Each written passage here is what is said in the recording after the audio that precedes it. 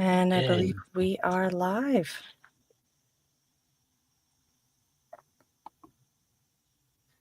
Instagram's still being fun.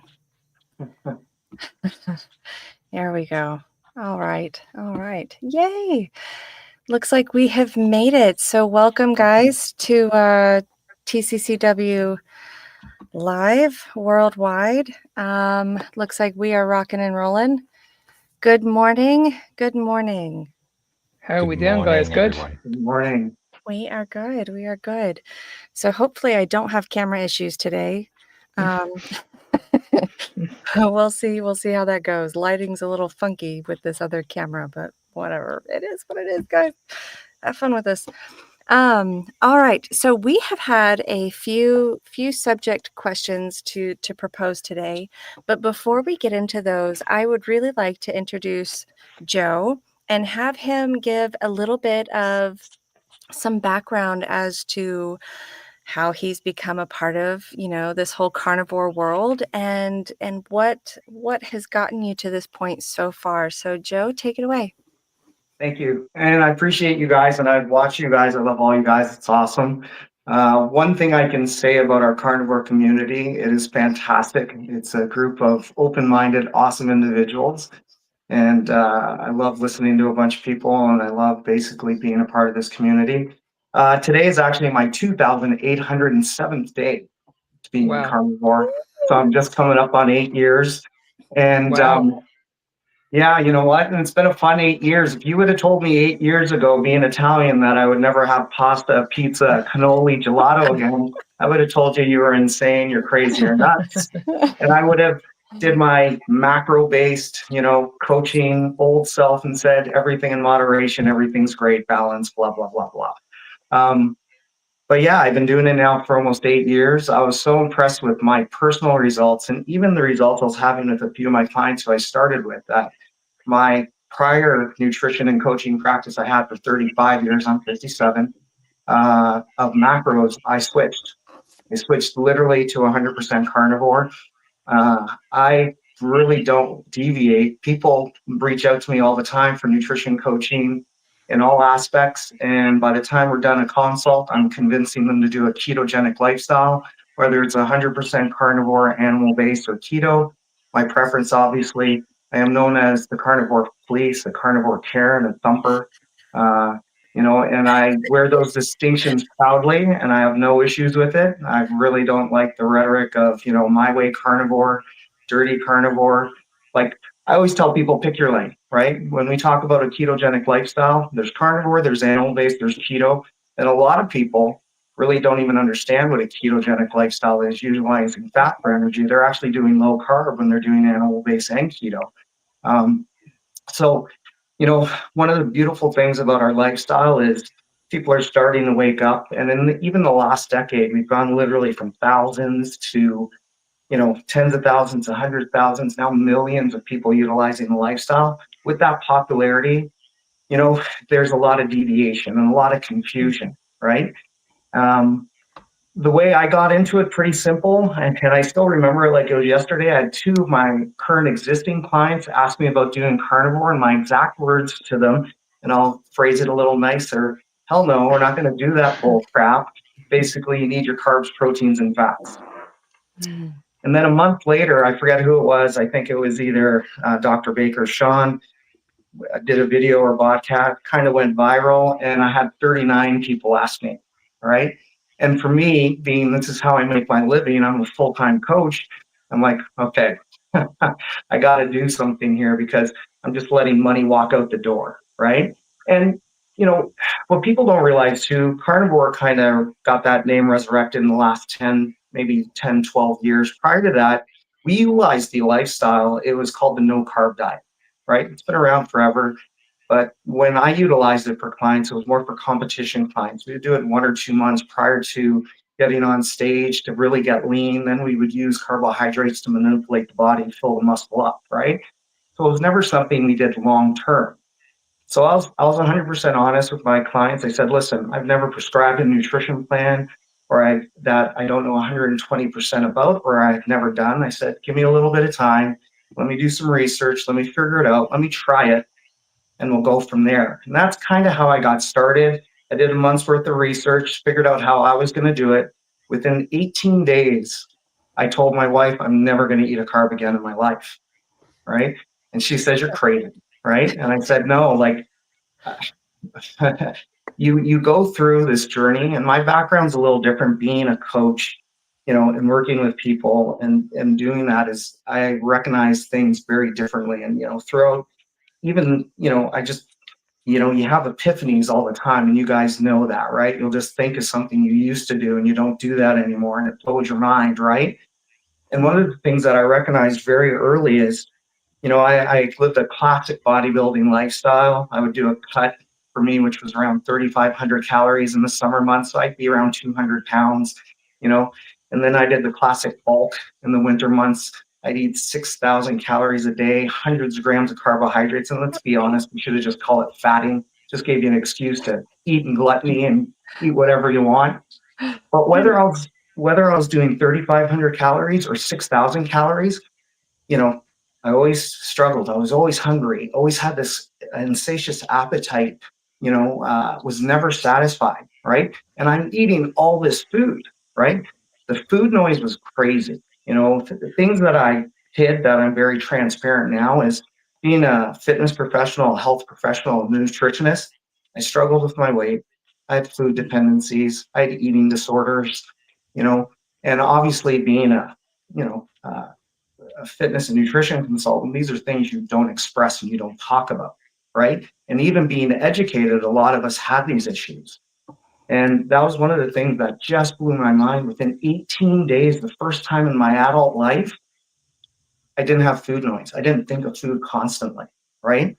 Like I used to, before I left the fitness industry, I was in for 35 years. I was a VIP for Crunch Fitness, and we used to have these crazy days on Wednesdays where we work from 8 a.m. to basically 10 p.m., right? And if you had multiple clubs like I did, you'd go through the clubs. And that's when it kind of hit me on that 18th day. I ate my first meal at 8 a.m. and it was 8 p.m. and I wasn't hungry and I didn't eat and I wasn't miserable, right? My staff used to say they like Carnivore Joe better because, I used to get hangry really bad, irritable, angry, moody if I wasn't consuming something every 3 hours, right? Yeah. And the reality is I was addicted to carbs, addicted to sugar, and I was in denial about that because I couldn't be addicted to those things because I know what I'm doing, right? Yeah. And literally it just evolved from there. And then, I started, it's funny, within two weeks, I did my first post ever on social media on Instagram, talking about how I'm doing it, and like just in the 2 weeks, what I've noticed. And that's when I had my own personal clients, reaching out to me in a short period of time. A lot of my clients wanted to try it too, right? And then, it just kind of blew my mind, the results they're getting, because they're all similar, all the same. And, within around a month and a half, I was transitioning everybody, right? And, we have this thing, it's called transference of feeling. And that's why, in Carnivore, we go through stages, right? When I get a new client, I always talk about the stages you're going to go through. You're going to hide it first because you're a little embarrassed, and there's a lot of, the dogma around meats and fats. It's bad for you, right? And people, I did a video the other day and I said, it's amazing how everybody with a pulse had an opinion on me eating meats and fats, whether they knew or not, because it's kind of our thing in this industry. Everyone's an expert, right? Everyone knows, and it's kind of dogma. We've been told, if you tell someone a million times, they believe it, right? And they literally believe because we've been told a million times meats and fats are bad for you. And that was me because I totally believed it, right? Only 3 days a week, right? Or limited. Yeah. Right? So I started, you go through kind of hiding it. Then you get to the point where you like your results, and then you get defensive, right? When people kind of question it.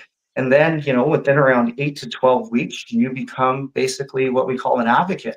You literally talk people's talk people's ears off, and you convince them to try or even look into it because of just how you have passion for it.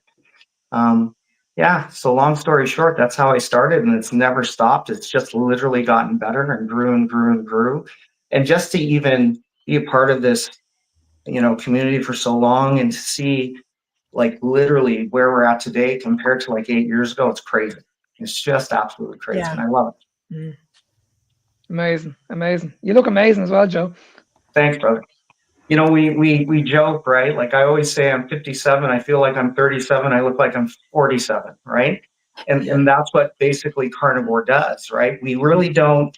People don't really think of it like what we're eating, how it really affects the body, and it ages you, right?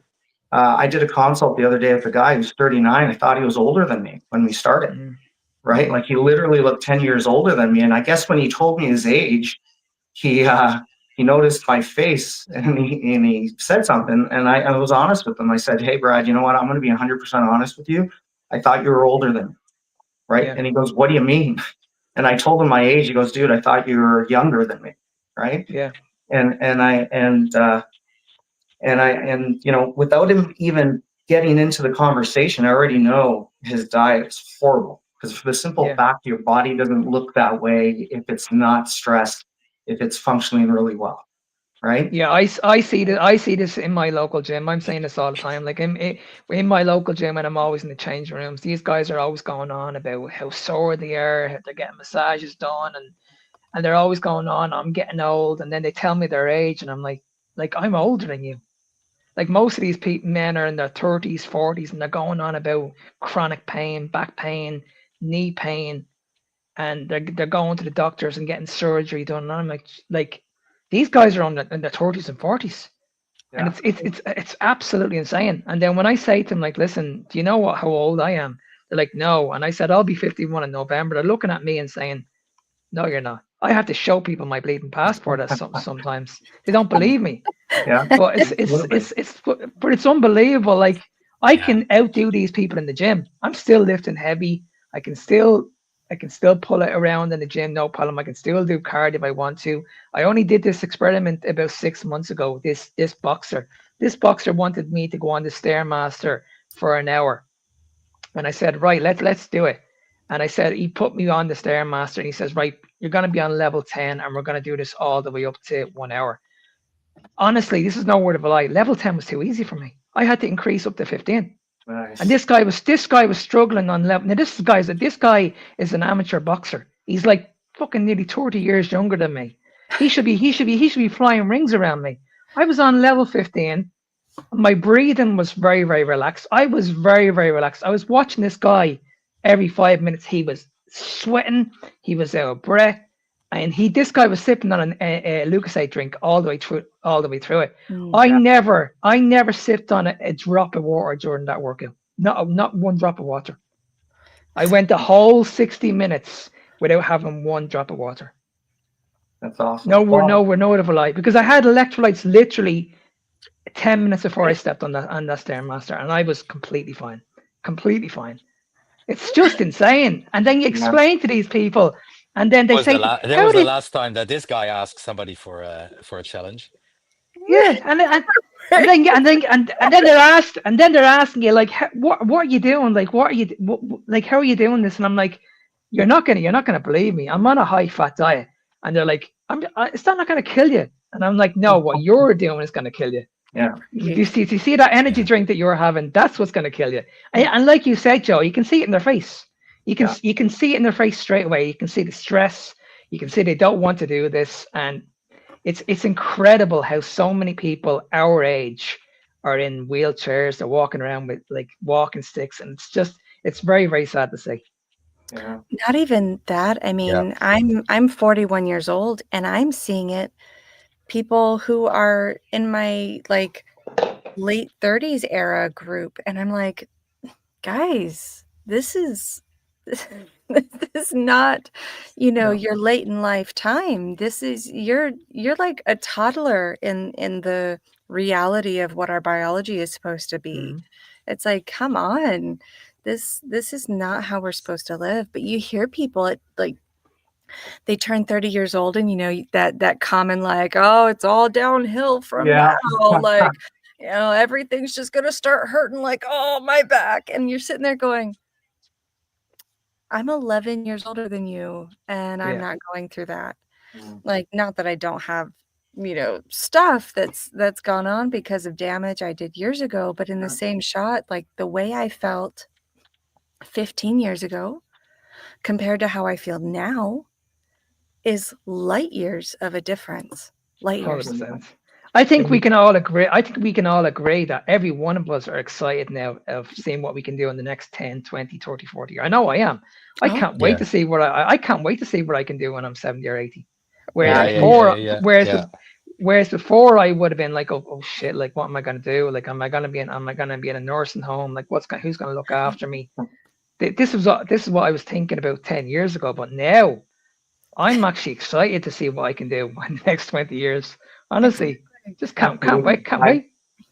You know, I tell people all the time, you know, I found carnivore when I was 49. I wish I found it when I was 29, 19. Yeah. Like sometimes I sit there and I think of, you know, how my life would have been different as an adult if I found carnivore at 19 compared to Mm, basically 49, right? Especially, you know, digestion, I had so many issues. And, you know, once I started learning about this and deep dive getting in there, you know, I didn't, you know, we were never really taught about anti-nutrients, about lectins, oxalates, phytates, where we're never really taught about, you know, the true aspect of carbohydrates compared to proteins and fats. And the reality is why you can go forever is you're probably fat adapted. Your body's utilizing fat as energy, which is a much more efficient, effective mm, energy source, right?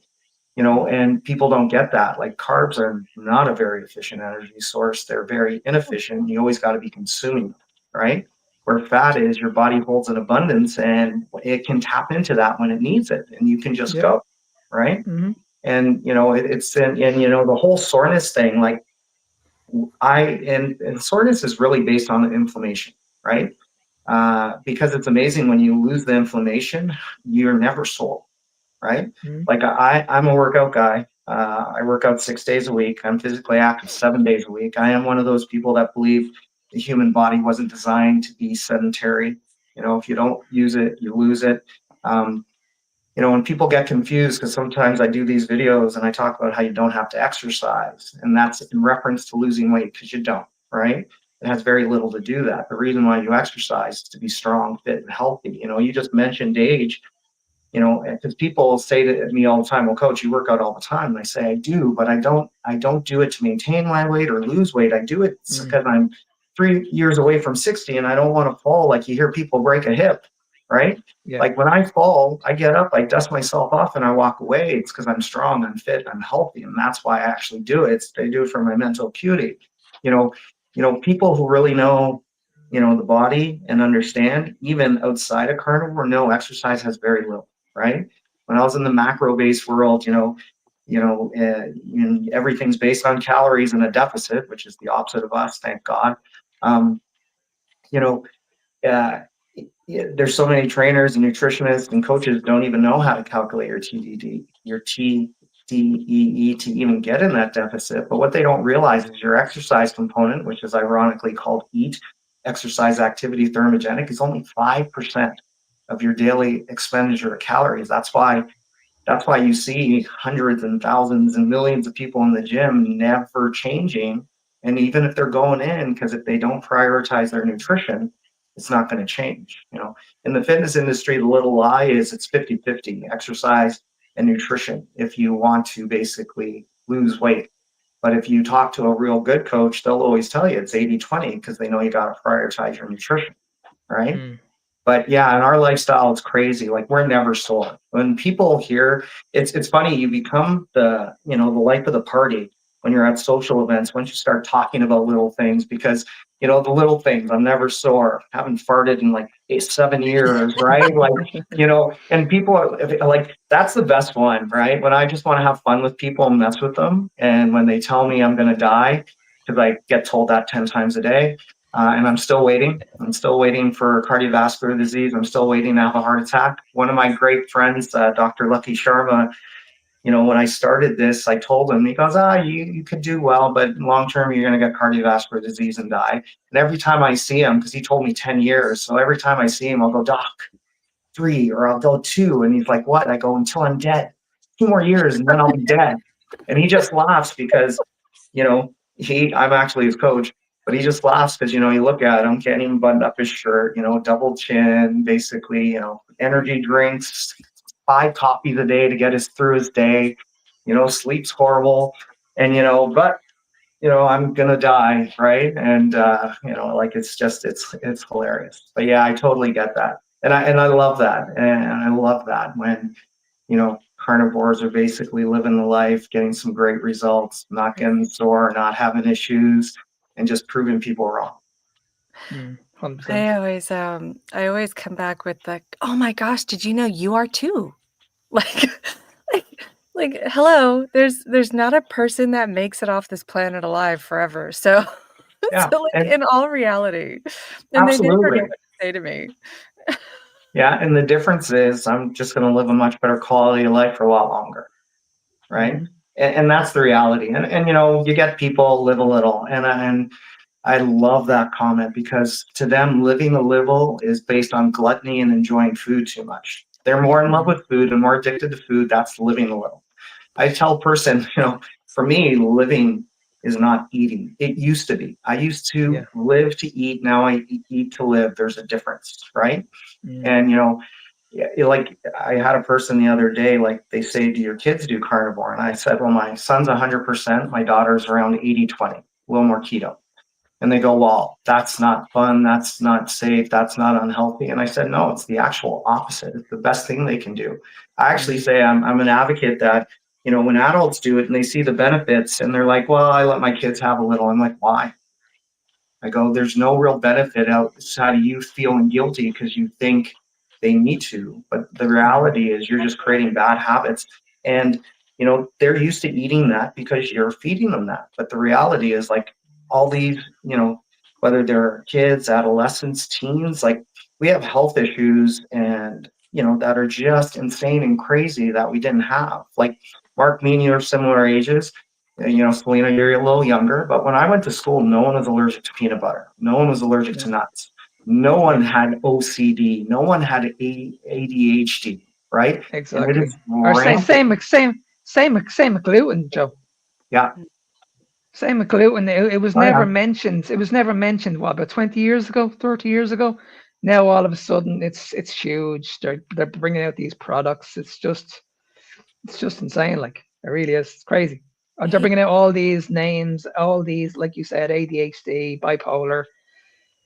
The list goes on. Gluten free, all these allergies, and it's like, well, Yeah, it's these crazy. didn't exist, like, say 20, 50 years ago. All of Yeah. a sudden now they're huge at the moment, and we don't know what's going on. And but guess what? We have a medication that's actually going to fix the problem for you. Yeah. Yeah, and Yeah. the problem is it's also so prevalent that I was just gone for 2 months. I was on a road trip. I went back home because I don't live where I come from. And it's so prevalent that it becomes the norm. The norm is just what you said as well, Mark, people who are 30, 40, they're having their health issues. It's normal because everybody around them has it. So if everybody has it, then that becomes the norm. And then when you join, and yeah, you're the weird one because you're just only eating animal foods, but you're feeling great. Somehow they still they can't believe that that is because of your diet. It's probably your genetics, but it's not your diet, because everybody around you has got some type of disease. Everybody is taking pills. And to tie in what you just said about living a little as well, Joe, it's like, yeah, you need to live a little, but they people don't understand how good they can feel, and that's living a little, or that's actually living big time. And so you just drown it in some alcohol, and you drown it in shitty foods and in fast foods. That's called living a little. But do you really live a little? Actually, maybe you are living a little. You're not living And to so, the fullest. yeah, and like you say, Patrick, like, nobody understands how good you feel until you actually eliminate it full stop. Like, Absolutely. I'm a parent myself. Like, I used to tell my daughter, okay, listen, you can eat, as long as you eat 80% of the day, you can have the odd treat every day, no issues. But I didn't know anything better back then, because I'm similar to Joe. I've been in this industry now for well over 30 years. I used to coach this. I used to tell people, okay, just eat in moderation, follow the 80-20 rule. As long as 80% of your overall calories are good, you can have the odd treat here and there. And then when these people got back to me and saying, listen, Mark, I'm getting in amazing shape, but I've developed pre-diabetes, or I've developed arthritis in my shoulder, or niggles here and there, back pain, all these things. I hadn't got a clue. I hadn't got a clue how to answer these questions, because I didn't know Yeah. any better, because I was fed into the system. When I went to nutrition school, nobody taught me about anything about inflammation. They never taught me anything about cholesterol, blood sugar, anything like that. I was just told, like, listen, just follow it. To be honest with you, when I done my PT cert, we didn't do anything about nutrition. I had to do it separately. Yeah, When me I did too. my PT certification, all we were told is just train clients. That's all you need to do. Learn how to lift weights, uh, first aid, all that kind of stuff. I had to go back to college to learn nutrition. 2 years I had to go back to, and I learned absolutely nothing about cholesterol, blood sugar, inflammation. The list goes on and on and on. I learned nothing about it. All I was taught was just get people in shape, be in a calorie deficit, Yeah. base everything on the law of thermodynamics, learn the food pyramids. 60% of your overall caloric intake should come from carbohydrates. These are going to be your main fuel source. All this. If you're struggling with your appetite, just add in more fiber. I taught this for years, and So did I, people used 100%. yeah, people used to get back to me with the questions, and like I said, I couldn't answer them. Hadn't got Yeah. a clue. Hadn't got a clue. And I had to refer these people to go and see like specialists, doctors, dermatologists, you name it, because you're coming to the wrong person. I only know how to get you in shape. That's it. And that's what we're seeing at the moment on social media. Everybody knows how to get you in shape. But when it comes to your health, they haven't got a clue. Not Well, a clue. we've mixed being in a deficit, being low fat, with healthy, right? And Mhm. that's the impression, and it's not. And but we've mixed that, so that's what people think, right? They think I'm doing this no sugar, no carb, and it's processed, refined, and it has a gazillion ingredients. But because I'm in a deficit, because there's no fat and there's no Yeah, sugar, it's yeah, healthy, right?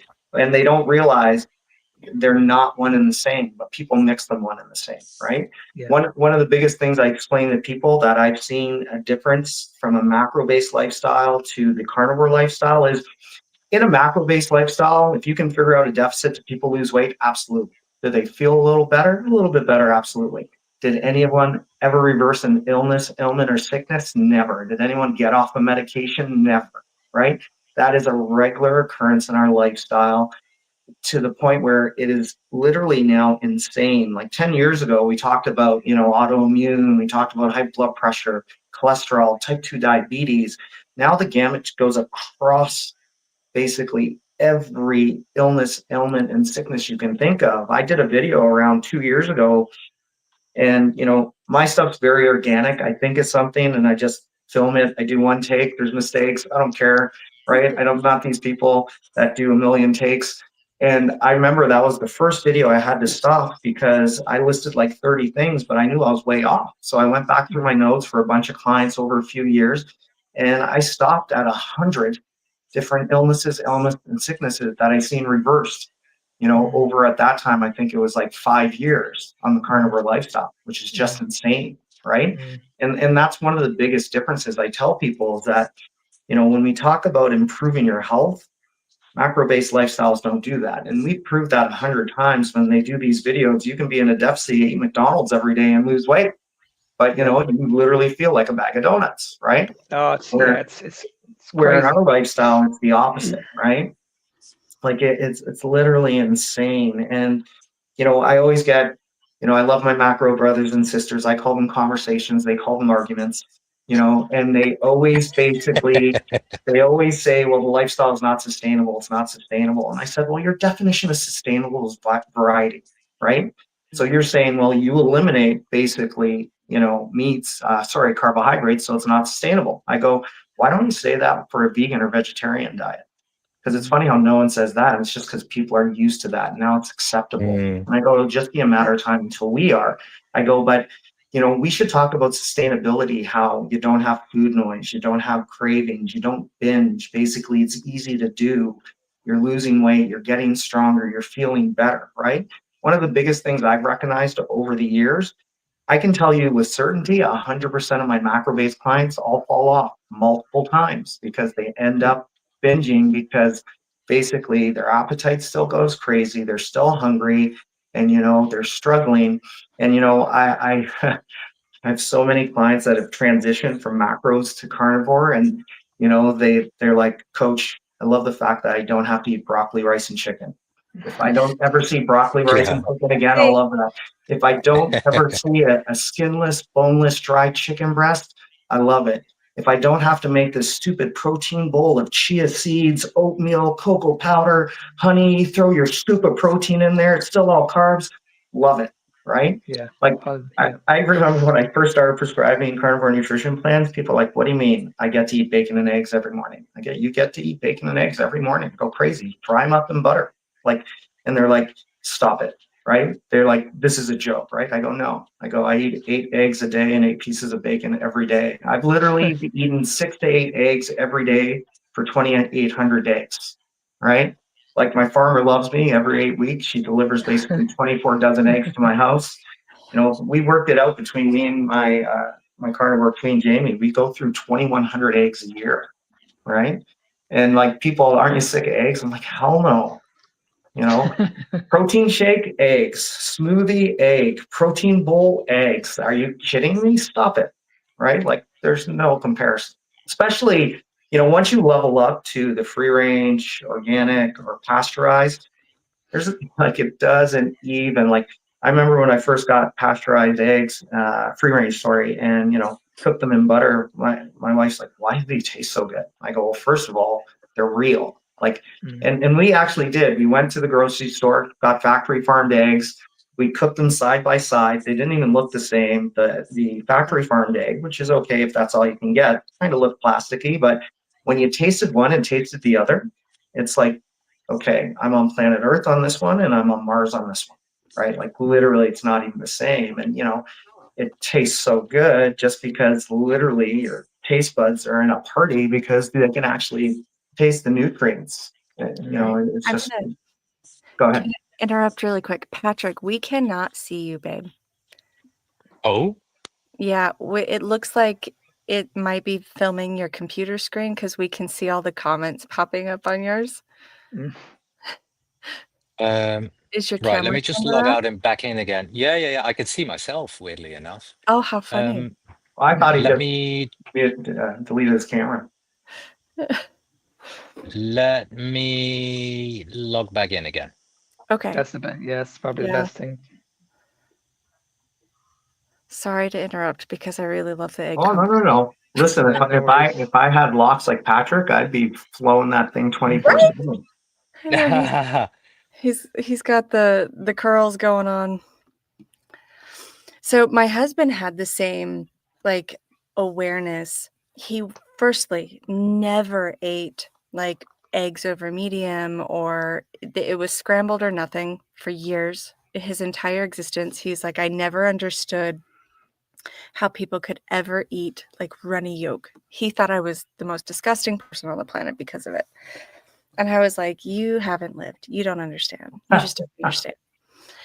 About, I would say, I guess about 2 months ago, maybe 2 months ago. Finally, I was like, he's like, I'm really hungry still. I'm really hungry still. I'm like, look, I'm not making anything else. I'll make you some eggs, but that's about it. And he's like, oh, well, okay, fine. And I made him eggs over medium. I didn't even give him a choice. I just made them. He looked at me. I was like, what do we tell our children? You have to try it once. Nice. And he just Very looked at good. me, like, rolled his eyes like, "Oh, damn it, she's got me." And he was like, "Fine." So he tried it once, and before he even tried it, everything in him was like, right? He ate the one, and he just looked at me, he goes, "These are amazing." And I was like, "Yes. Yes, they are." And then he was like, are these different than the other eggs? I was like, there's a huge difference between real eggs and store-bought, like regular old grocery store, no name, whatever eggs. And not that they have to be like brand name, obviously, Yeah. but like the difference between having them just completely like free range, absolutely loving their own life versus factory eggs. And he was like, I can actually taste the difference. Now he doesn't want eggs scrambled at all. He like almost won't touch scrambled eggs. And I'm like Mm, laughing. I'm like, I told you. He goes, I didn't know it was so amazing. mm. That's Yeah. awesome. Yeah, I was the same. Like I remember when I started carnivore, like I couldn't even finish like a 200-gram steak. I really, really struggled, and I didn't like the taste of it for some reason. Yeah. And I was like, okay, I don't think this is for me. I don't think I'm got this carnivore lifestyle is for me. But I knew what it was. I was craving sugar. I knew Yeah. exactly what it was. But now, like 4 years later, Jesus, like I couldn't. I don't think I can ever go a day without steak. And Yeah. when I look at the amount of volume, the amount of food that I'm eating now, I'm like the food that I was eating like 4 years ago doesn't even compare to what I'm eating now. I could easily down 4 steaks easily, just in one go, easily, no Absolutely. problems. That's he's hilarious because my husband was the same way. He There didn't you go. like steak at all. He would never eat one. Never, like I would crave them even before I was carnivore, and he didn't like steak. He's like, I don't Mm. know how you guys eat that. I don't know how you like it. He decided to do the carnivore thing with me. You know, I convinced him, I suckered him. And now he's like, I can't imagine not loving steak. Yeah. And can Well, I just go back to what Joe was saying earlier about what the standard American diet and what we're doing now, and like he was talking about the differences. A lot of people will get to me and they'll say to me like the carnivore diet is going to lead to an eating disorder. Now for me, I battled with eating disorder for years. I've always said this, that when I was thinking about food all the time, that's when I knew, okay, I've got a problem here. I'm Yeah. thinking about food all the time here, and nobody's telling me what the problem is. And when I had, say, an off meal on the weekend, you can be damn sure the next day I was in that gym. I was in the gym punishing myself, literally punishing myself. I'd have to do like an hour on the treadmill running, and I absolutely hated doing this. But now, at this stage of my life, I go to the gym less now. I only go to the gym probably 3 or 4 times a week now. I don't go to the gym. I used to go to the gym every day for no particular reason, but now I'm very, very comfortable in my own skin. I'm happy. I'm not damaging my body. I'm not overthinking about food. I'm not thinking about food anymore. I don't have to count anything anymore. Everything is just eyeballed. I come in, I just eat the food that I want to eat, and I stop when I'm full. There's no, I don't need to calculate anything. I don't need to track anything. And it's just amazing. And it's amazing how now you can just eat food, be full, and you're still walking around and you're looking incredible. It's so, honestly, it's such a great feeling because for me, food freedom was a big thing for me. Huge thing for me. I could eat food and I could never stop. It felt like I could eat more. I could eat more, and I could never switch off that hunger signal ever. And I was eating up to 9 times a day at one stage, and I would wake up in the middle of the night, and I'd have to have something to have. I'd have to have something, and I'd have a protein shake or a banana just to go back to bed because I couldn't sleep. I'd have to have something. The hunger was waking me up, yeah, and absolutely. that went on for years. Years that went on for, and I was like, why am I going through this? Like, and everybody used to kept on saying to me, it's because your metabolism is adapting. You need to eat every couple of hours, but like it was mental. Every 2 hours I had to eat, and even when I used to work in the gyms, I used to have to sneak away for like 5 minutes in the change rooms just to eat my meal and then go back out on the floor again because I had to eat every couple of hours. I was getting that angry feeling. Whereas now I don't have that anymore. Like I only eat Yeah. twice a day. I don't have any. I don't have this panic around food anymore. I'm not thinking about it anymore. So it's just that was the biggest thing for me when I did the carnivore was the food freedom. It was like, wow, I'm not thinking about food anymore. I only eat twice a day and I'm happy. Yeah, I can totally resonate with that. I remember I've never been as much as a workout guy as you guys both have been. I mean, I've gone through my stages, but in general not. But still, I was always thinking about food. If I left my house and I had to go somewhere and it would take longer than an hour to get there, I would already be thinking like, but yeah, but I'm going to be hungry. What am I going to be eating? And then eventually you get hungry, and what do? You grab the first thing that you come across. And since we live in a carbivore society, everything is carbs. So you go get your croissant, you go get, because I wasn't really big into sweets and stuff, but I had to get a sandwich, I had to get my croissants, and if not, I'd be shaking. I would have friends who knew me so well that if we went out for dinner or whatever, I would just get all quiet. And then normally I'm quite a talkative guy. I would get all quiet. I would get shaky, and they would look at me and go like, "You're hungry, aren't you?" I was like, "Oh yeah, I'm starving." And then once you got some food in, your blood sugar started to rise again. There I was again, just popping out, full of energy again, and it would just keep on going like that. But it was normal. And just as you say, Mark, everybody said like, yeah, you just have a very fast metabolism. You just have to eat often. And then once I started with carnivore, okay, I still eat 3 times a day. I can't do 2 times a day. I eat 3 times a day, but I just eat 3 times a day. That's it. And in between those times, I'm not thinking, as you say, Mark, it's amazing. I'm not thinking about food. You know, the time it saves you not thinking about food all the time, all the things you can do with your life, the fun stuff, the productive stuff, whatever you decide to do in your life, because you're not thinking about food.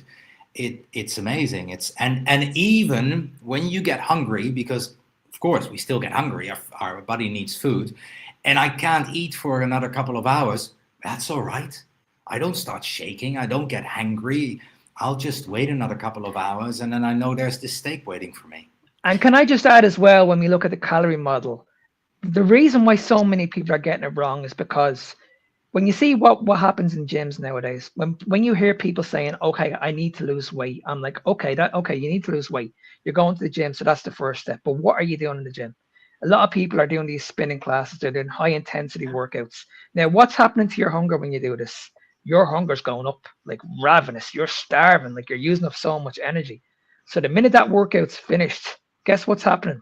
You're going to go home. You're going to raid the fridge. You're getting these massive blood sugar spikes, huge blood sugar spikes. So I just don't get it. This is why when I see people doing cardio, it just really annoys me, because I'm like, you're wasting your time. All this calorie shite that you're doing in the spinning class, you're burning up to 800 calories in the class. You're actually making it worse, because you're actually you're gonna be craving so much food when this is over. Now, if you guys want to lose weight, you need to control hormones. This has nothing to do with calories. If you control leptin and you control your insulin, keep your insulin low, leptin high, your hunger hormone, everything's going to be working perfectly. But if you guys are trying to lose weight, and we hear all the time that I'm on this low calorie diet, but I am starving, I am ravenous. Of course you are, because you're just constantly feeding your body sugar. And when you feed your body sugar all the time, you are not allowing that hunger hormone to switch off, and that's why you have to eat every couple of hours. Yeah. Absolutely. I did a live yesterday, and I always get a couple trollers on. Like, I did a live on TikTok, and there's like 3,000 people on it, and a few trollers.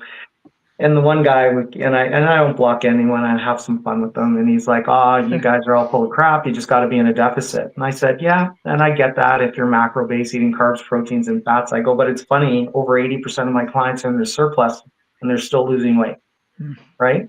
So, explain that." And they're like, "Well, they're not. They're actually in a deficit." And I said, "No, because I can. I've done over 1,000 carnivore nutrition plans. I haven't counted 1 calorie yet. I can tell you the calories after I figure it out, and it's just simple math." And I do for some, because they want to know, because they're fixated on calories. Like my one client, Jessica, she's 61, she's 5'4", she's never eaten more than 1,000 calories a day in her life. Always struggled getting to where she wants to be. I did her plan for her. She goes, "How many calories am I eating?" I said, "No clue." And she goes, "Well, can you just tell me? Because I'd like to know." And I go, "Well," and I tried to work around the psychology. Long story short, I figured it out. She's at 2,100 calories, right? Wow. If you do the macros, right? And it's easy in our lifestyle because, if you go per gram, fat has 9 calories per gram, where the carbs and proteins are basically only 4. So when you're, and the ratio I had her on was 2-to-1. So when you looked at the amount of food she was eating, a 2-to-1 fat ratio, she's up there.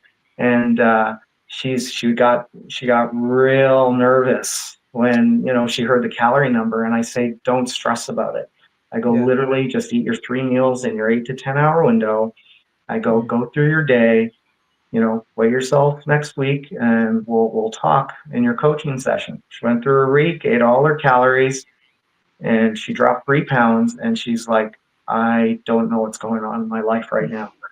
And she goes, this was a lot of food for me. She goes, but I was never full, never uncomfortable. I felt great. She goes, my energy is really good. And she goes, and I lost weight. Like, I don't understand. And I said, well, because, carnivore is different. It is the opposite. It is the anti-nutrition compared to macros, right? Like, I told her, when you did macro-based diets, I'm sure the person you worked with said, hey, here's your maximum. You can be under, you can't go over. I go, carnivore, we're the opposite. When I show you your meal plan, this is your minimum. You can't go under, but you can go over, right? And she's like, what are you talking about? And I'm like, well, listen, I don't want you to eat 80 grams of protein a day, or extra in a meal. But, bottom line is, her threshold based on her minimum, she was at it was 5 eggs, 5 pieces of bacon, 1 ounce of cheese. Like, if you want to have 6 eggs, go crazy.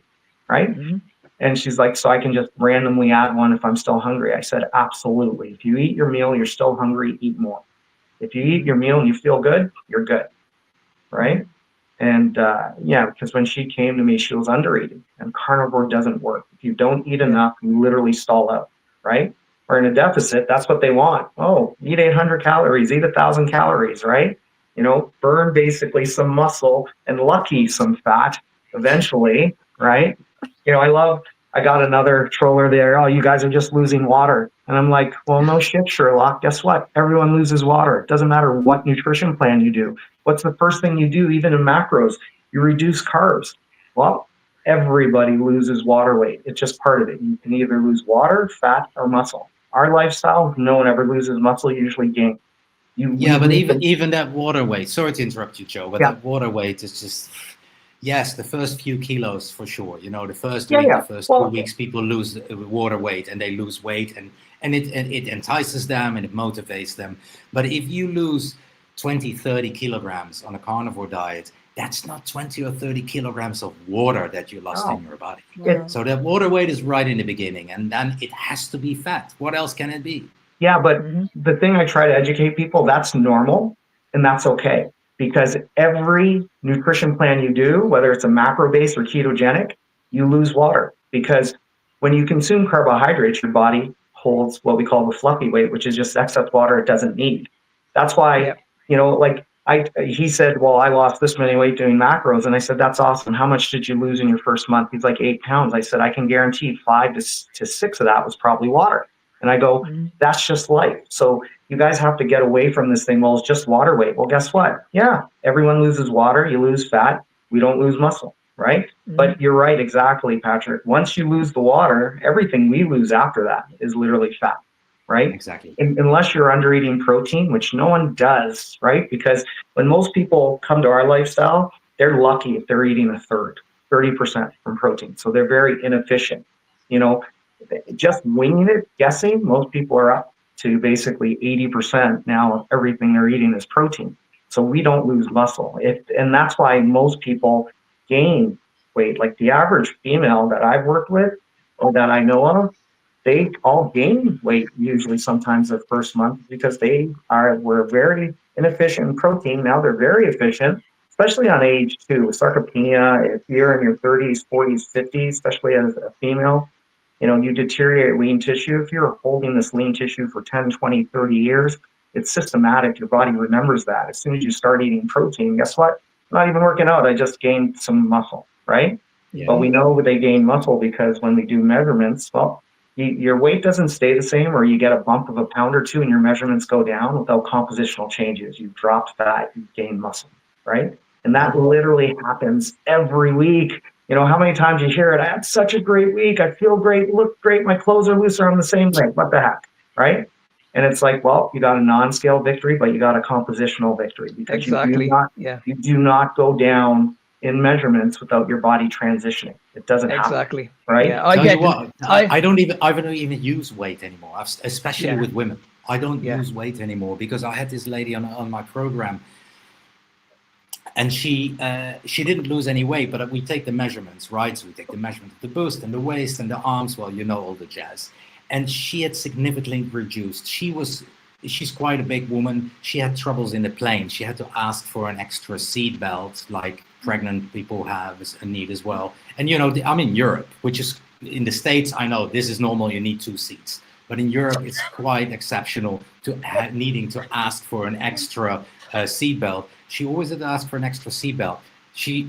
During the program, she says, "Oh my God, it's amazing. I could use the normal seatbelt and I had at least like 10 centimeters space left between the seatbelt and my belly." Yet at a certain point, she made a mistake to stand on the scale, and she hadn't lost any weight.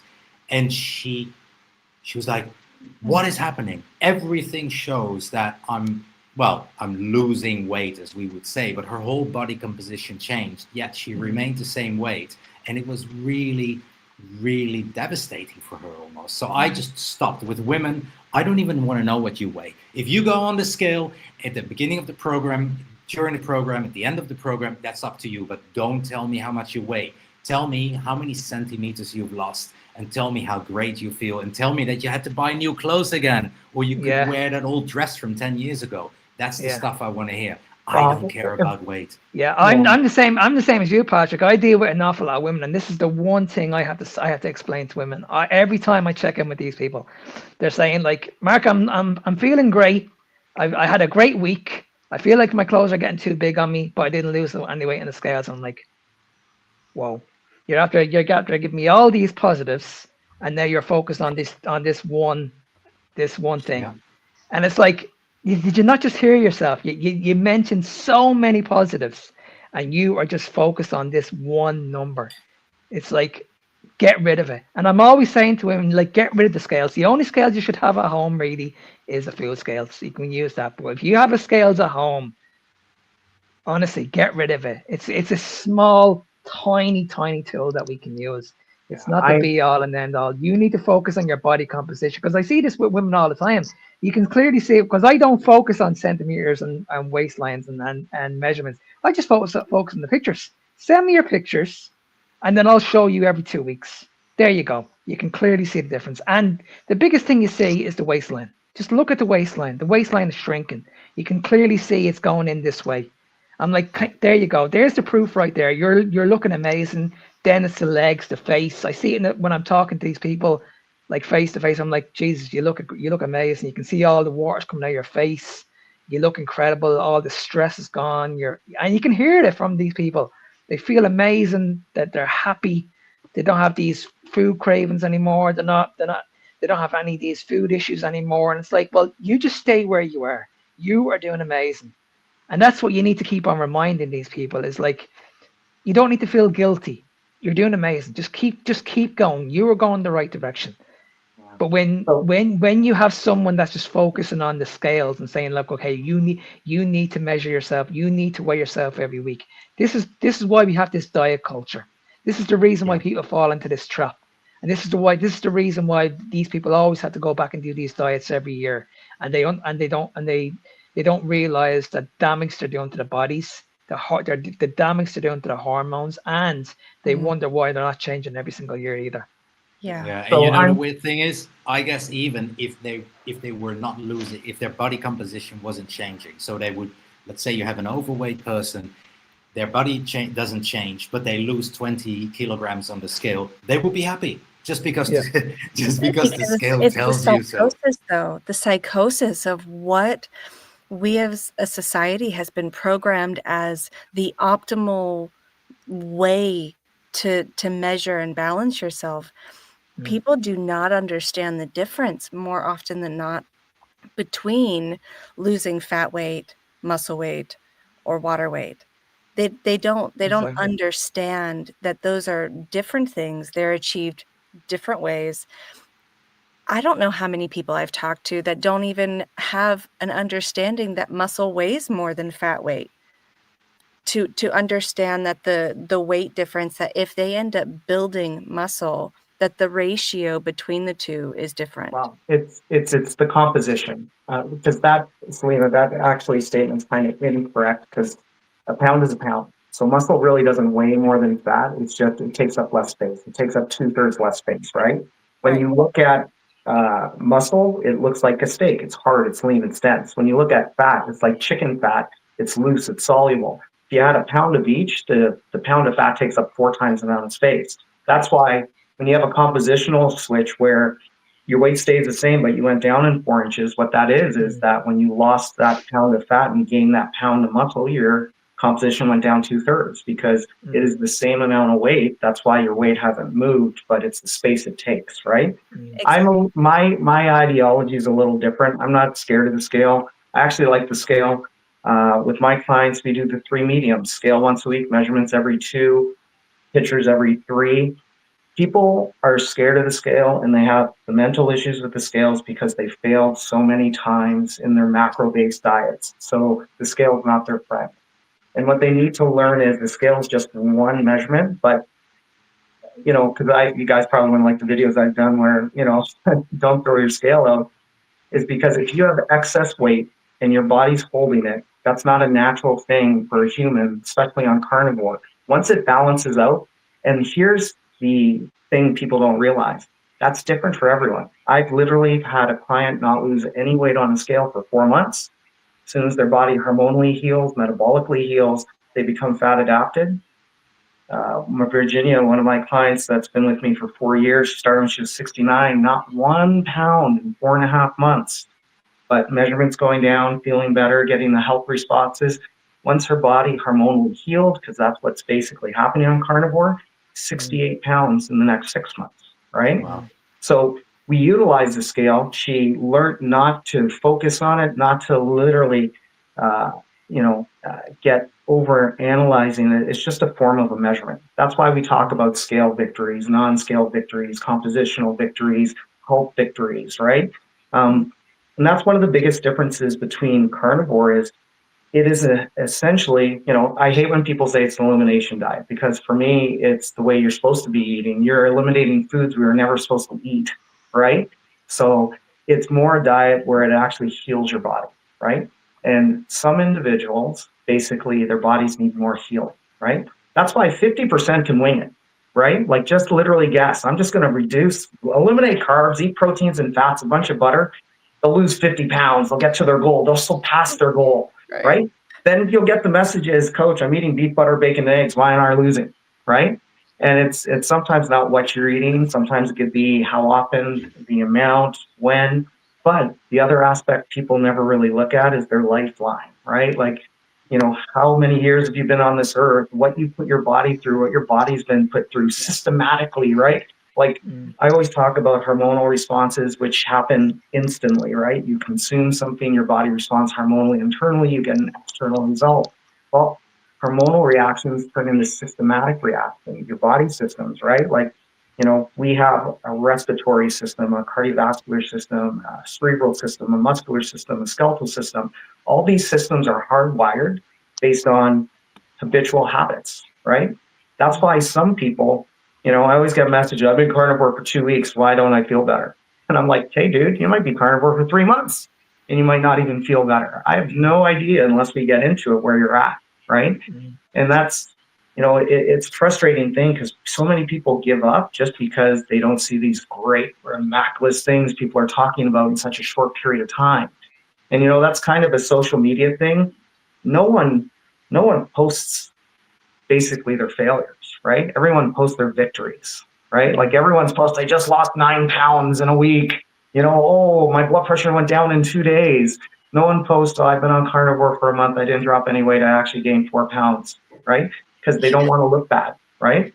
It's like, it's a social media thing, right? Like, how many times you see people and they're posting their pictures and they look like they're so happy. Next thing you know, they're getting a divorce, right? Like, people do not want to post bad stuff, right? And Yeah. I wish they did, so people would really understand. Just as many people do great, they struggle, and sometimes they just need a little more time, right? Yeah. And there's different aspects. It's just really understanding that.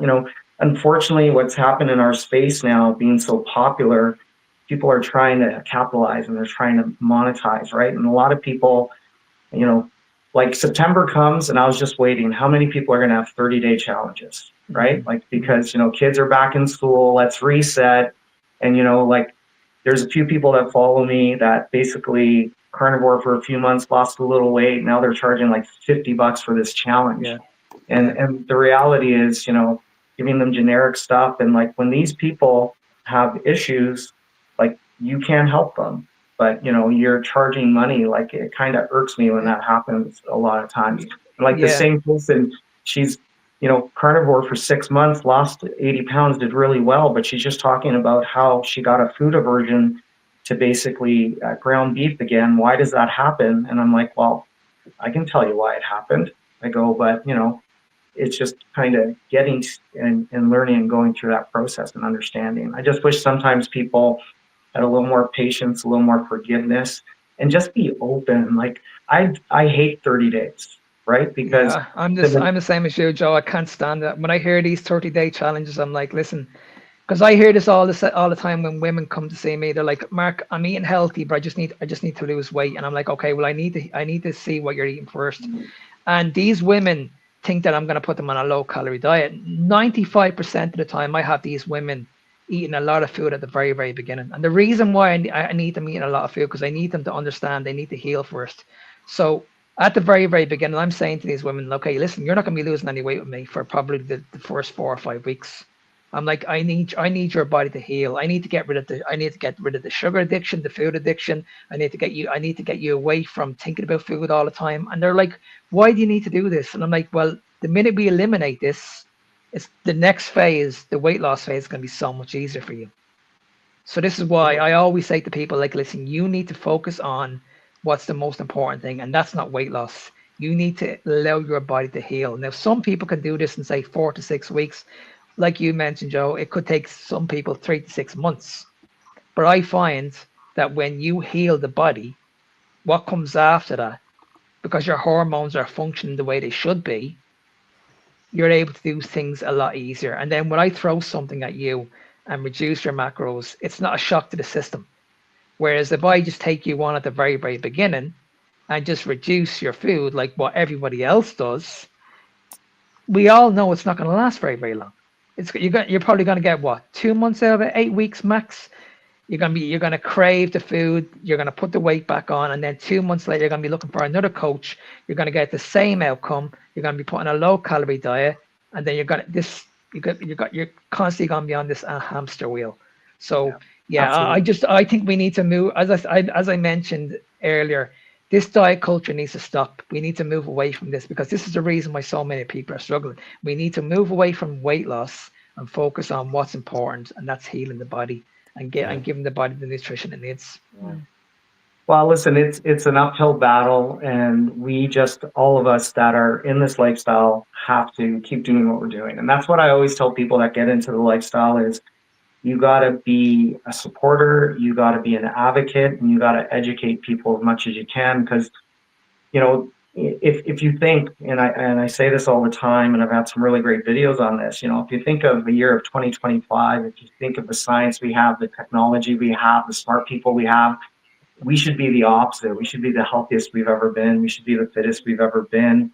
And we're the opposite. We're the fattest we've ever been. We're the sickest we've ever been. We've never been on more medications.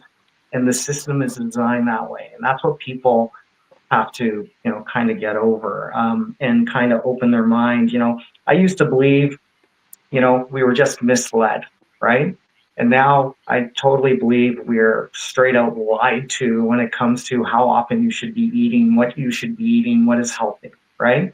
Yeah. Because, if you like literally do 2 hours of a little bit of Google research, which is never 100%, and if you just look at stats, before the 1970s, when the rhetoric came out from the pharmaceutical and the food industries that meats and fats are bad and that you need to eat more grains and wheat and eat more often, we were functionally healthier as a society, right? If you go backwards in order in the 70s, 60s, 50s, 40s, 30s, and you look at diseases like diabetes, cancer, heart disease, hypertension, high blood pressure, high cholesterol, they were single digits. They were non-existent, right? If you literally look 10 to 15 years after the mid 70s, when they started with the basically rhetoric of meats and fats are bad and eating more, that a generation got it in under their belt and people were eating more of these things, you see these numbers creep up, right? They started rising. Once you get into the 2000s, the 210s, the 220s, they are insane. That, it's just crazy. And I can honestly say, being an online coach, and I love it, I have clients literally all over the world. It is so much more of a North American thing than kind of a Europe, Australia, South Africa, just because there are little differences. Like when I do 10 consults for people in North America, 9 out of 10 are on a medication. It's stupid. Yeah. When I do that And in very Australia, young. Yeah. Very young as well. Like I just got a new client the other day. She's 18 years old, actually referral from her mother. Her mother basically sent her to me because she just got diagnosed perimenopausal at 18 years old. And I'm like, you're friggin' kidding me. I go, and I told her, no, send your daughter to me, no medication whatsoever. I go, because the reality is she'll probably misdiagnose. Like, it's actually crazy in North America, guys. We're in North America, me and Selena, the numbers are crazy. 77% of people are misdiagnosed, right? Yeah. And they're on wrong medications they should never be on. That's why I truly believe when a lot of these people come to the carnivore lifestyle, within 1 or 2 months, they're off a med.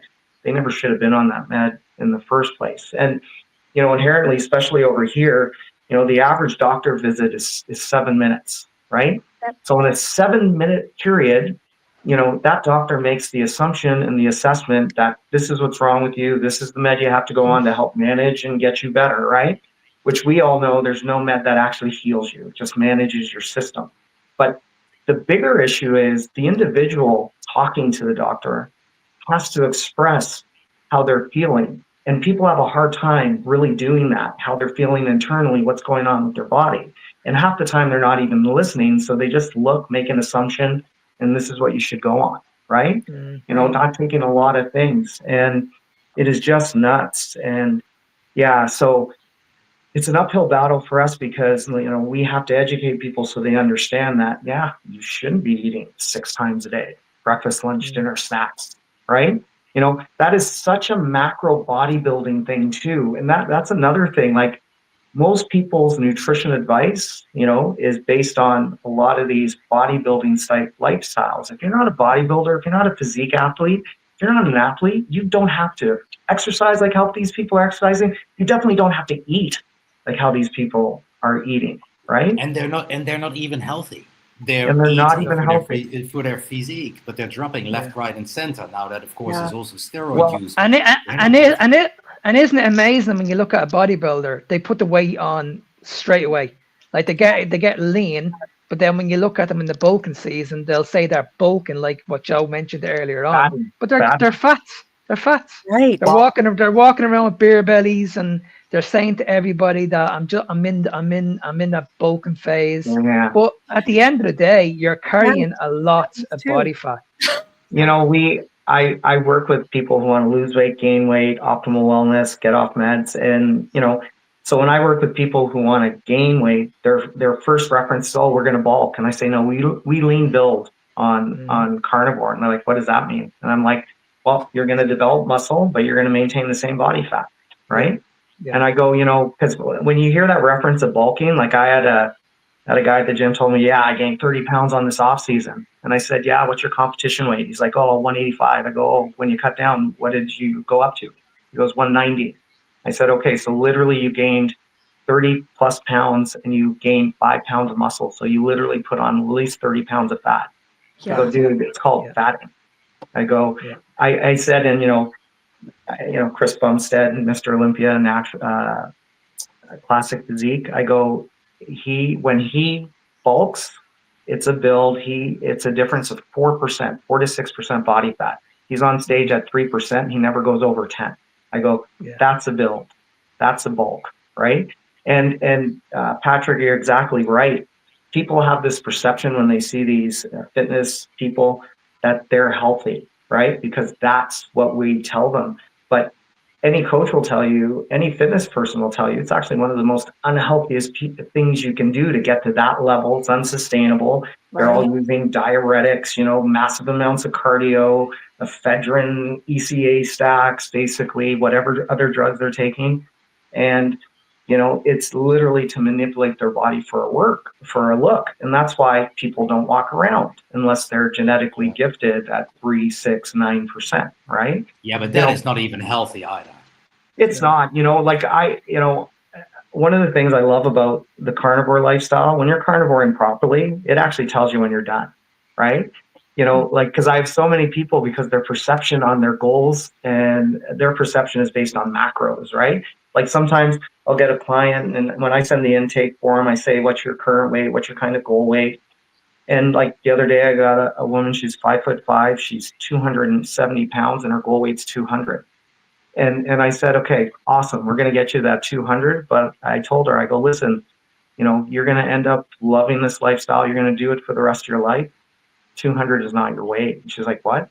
I go, because the way carnivore works, it will not hold excess fat on your body because it doesn't need it. It'll burn it. It'll naturally get to a point where it stops. From my experience with my clients, my average is most women, it's between 16 to 20%. They all land in there until once they kind of hit their maintenance plateau, they're all landing somewhere in there. It's usually based on, their lifestyle and genetics prior. They're either at the high end or the light end, but I haven't had one like sit at 24%. The longer they do it and they all kind of end in that number. Guys, it's crazy. Nature is always trying to find a homeostasis. Well, and that's what people, Sorry, I love. Yeah. Sorry, guys. Sorry, Joe. I just need to interrupt. I have to go now, but it's been a pleasure meeting you. Yeah, I wish you all the best. Thank you, Mark. And I'll speak to you guys very, very soon. Hey, Mark. See you soon. Have a beautiful day. Bye bye. Bye bye. Yeah, like people all the time, they rib me about ancestral. And I said, yeah, you know what, guys, you can make fun of ancestral. Like the one they like, well, ancestors only lived to 35 years old.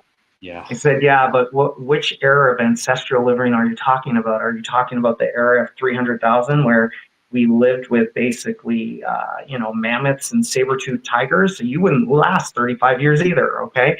And what people really don't know, and they very little when it comes to history of humans, we didn't actually get past 35 years until the early 1900s.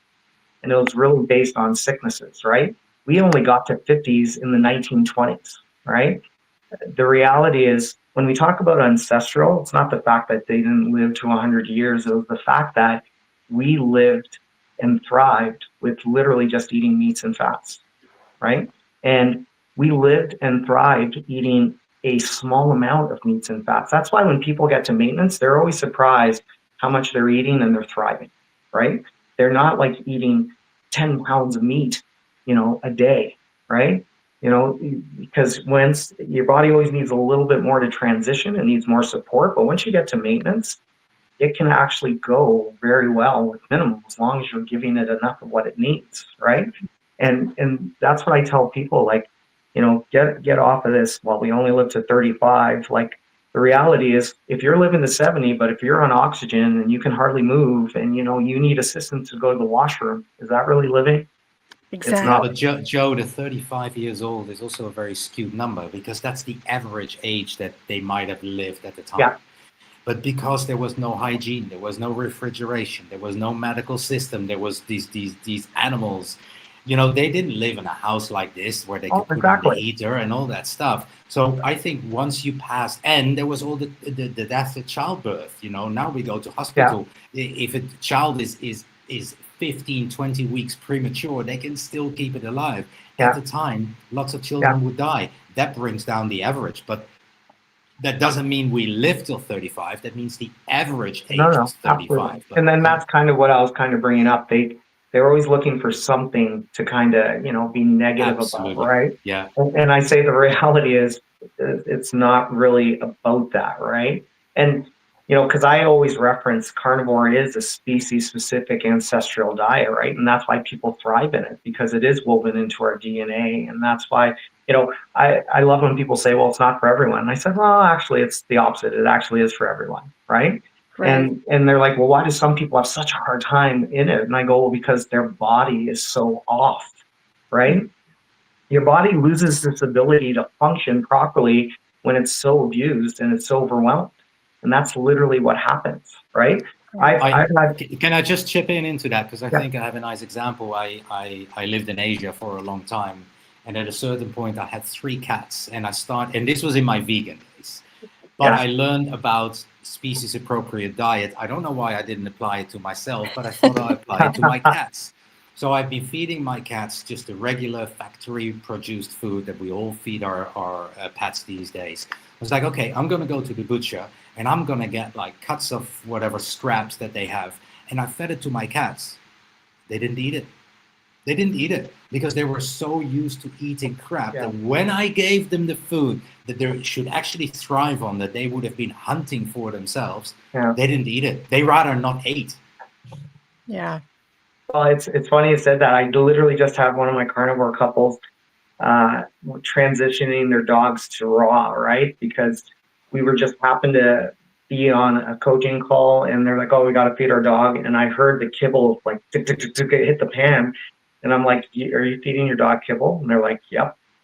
And I went into a 15-minute thing why you shouldn't be feeding them that, and talking about ancestrally what they eat. So they transitioned their dogs to raw. The dogs wouldn't eat the raw. They're like, Coach, they won't eat it, so we have to go back to kibble. And I said, no. I said, what you want to do is you want to basically put that raw in the bowl, and you don't want to touch it. They'll eventually, when they're hungry enough, they'll eat it, right? I go, they're just so used to you feeding them all that friggin' grain and sugar and gluten, which is in dog food, vegetables, which dogs don't need, right? Like, Yeah. put a starving dog in a garden. He will not eat. Okay. It's very rare dogs will eat any vegetables. If they do, they're usually sick because they know they'll Right. make them throw up. Right. A friend of mine is a survivalist. When he does these challenges where they drop them somewhere for 3 days, 10 days, says the first thing good survivalists do is they find the wildlife, they watch what they eat and don't eat, and we know we can eat that or we can't eat it. And even when we do that, we'll eat very little amounts to see how our tolerance is. Because he goes, I've been in a challenge where I saw an animal eat this berry. I thought it's okay, ate a handful, and my stomach was so bad, I had to go. Right. And, dogs are the same way. Like, bottom line is just like humans, some humans, we eat so much crap, our digestive system doesn't like nutrient dense real food. And like, like I had a client the other day, how do I have acid reflux? Right. She goes, I hadn't had acid reflux 3 days in the carnivore. She has acid reflux. And I say, well, because your stomach acids are off, your pH is off, because Yeah. you're literally eating crap for so long, your body doesn't know how to process it. Right. And I go, guess what? We're just going to get some meats that have a little less purines, a little less acids, and we'll transition through. And then just little tricks like eating smaller bites, literally tripling, double chewing your food 20, 30 times so it dissipates to like liquid. Because if it doesn't get down in there, we don't have that response, and it kind of works. I go, but that's not normal, right? Your body shouldn't react that way to eating meats and fats, and that shows you how off you are, right? But people think the opposite. Well, I can't eat meats, obviously, that's not good for me because I get this negative reaction. Meanwhile, they eat broccoli and they get bloated, extended, and they have gas, but because your mother told you all your life that's normal, that's fine. Where it's not. It's actually the opposite. It's your body basically saying, hey, Joe, dummy, I'm inflamed. You're eating away the lining of either your stomach and your intestine. I don't like it. Stop. Right? But we continue to do it. Yeah. Yeah, but we also live in a society where we expect change overnight. Absolutely. If I start on a carnivore diet today, tomorrow I need to have lost 10 kilograms. Yeah. And it needs to have worked totally. And I also want that same energy that you have tomorrow. We want it all tomorrow, actually tonight, ideally, but at least when I wake up tomorrow morning. And it takes decades for some people. And I see this, that the older people are, the longer it takes for their bodies to slowly get back into that balance again. I worked with I normally focus on 40 plus people, but I worked with somebody who was younger than 40. And it was amazing how quickly his body adapted, because he didn't have that long of a time where he's been abusing his body. But if you're 60 years old and you've been eating crap for the past 40 years and you want to feel great like me tomorrow, it doesn't work. But we're used to that. We want it tomorrow. We want instant results. And I think in the time of social media and everything, it gets even worse, because everybody is showing these instant results as well. And it's just so far from the truth. Absolutely. Yeah, you know, and theoretically, if you think, if you're 40, 50, 60, it should take you longer. It's crazy to me, late teens, early 20s, 30s. And then, you know, when I was, you know, trying to figure out why are so many of these people struggling, why is it taking them so long? And then I kind of just, you know, because I'm a little bit of a science nerd and geek, I look at like everything like a science project. I'm like, you know, looking why would happen, right? Causality. And the reality is, a lot of these individuals were like me, they live on stimulants. Like the average person doesn't realize, you know, what gets them through their day is sugar and caffeine, right? Everything they're consuming has sugar and caffeine, and they're not hydrated, and they literally, that's what gets them through their day. Like, you know, I used to tell people what's ironic is, you know, eating hundreds of grams of carbs every day, healthy, fibrous carbs, not even the complex carbs. You know, my energy was horrible. I was drinking 4 coffees a day. Midweek, I was double fisting energy drinks. I could not have a good workout if I didn't have a pre-workout, right? And I go, how does that make sense? How does that make sense? All this great energy that comes from carbohydrates, because they're vital, they're essential, your body needs them. How come I'm consuming them and the better ones, and my energy is still crap, right? And still having to introduce rocket fuel, basically. Yeah, basically, where, you know, people are surprised. Like I'm up every morning, 4 a.m. I go to bed between 11 and 12. And I function at this level like a friggin', you know, people always, when am I going to feel like, you know, a superhuman? When am I going to feel like a superhero? And I go, well, listen, that takes time. I go, but once you become fat adapted, you will. Once your body recognizes that energy, you will. And it's truly amazing what your body requires and what it doesn't. But it takes time to get there. And I love that you said that, because everyone, it's instant gratification. We are an instant gratification society. No one wants to put in the work. No one wants to put in the time. You know, the number one thing I tell people when we start, the thing that's going to help you transition and get healthier and get better and heal is consistency.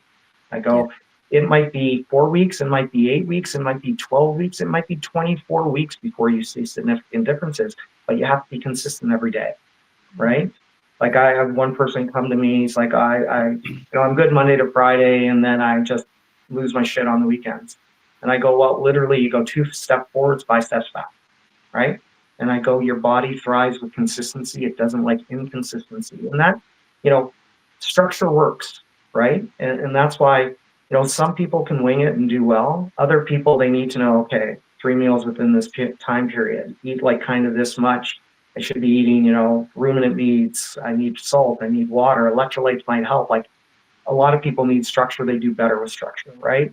But the reality is, consistency. You got to consistently put it in. Consistently put it in. Like I work out. I do some posts. My friend just opened up a gym. I basically help promoting it, get members. So I post some workout stuff, and you know, a person messaged me, why are you so motivated? And I say, I don't have great motivation. They're like, what? I go, I have consistency. I go, motivation is fleeting. If you're always looking for something to motivate you or inspire you, that's when you'll have ups and downs and be very inconsistent. I go, you just want to create routines and be consistent. I go, I'm just consistent. I get up, I start my day. This is the time I work out, right? Like, I think this is a nice segue, by the way. I've been seeing this question on the screen already for a while from someone saying, with clients, did any of you guys have clients that try to hide from you when they slip up? And if so, how do you coach them out of the self-sabotaging? Because this has to do with consistency or beating themselves up. And I'm sure we've all seen them as well. For me, I don't know how it is for you, Joe, but for me, it's basically compassion. The understanding that, yes, you can slip up because it's so new and it's so different and you're so used to completely other ways of doing it. and you go to this birthday party, and yes, you were prepared, and yes, you had your burger patties before, and you weren't hungry, and then there's this massive cake, and your old self just takes over, and you're like, oh, you know what, I might as well have one piece because I deserve it because I've been doing so well. And then you have that piece of cake, and then you beat yourself up, and yes, of course. But over time, you'll see, and especially as your body finds this balance, that cake, you don't even want to eat it anymore because you know how you're going to feel afterwards. So slip up, that's all right. I still love you, but let's get back onto the wagon. Still love you too, Patrick. That wasn't personal. But jump back onto the carnivore train and don't beat yourself up. These things happen, but you'll see over time as this becomes your second nature. Well, not your second nature, your first nature. These things don't really happen anymore because you know how crap you feel when you do so. Yeah. So for me, the answer to that question is basically, compassion, understanding, and support.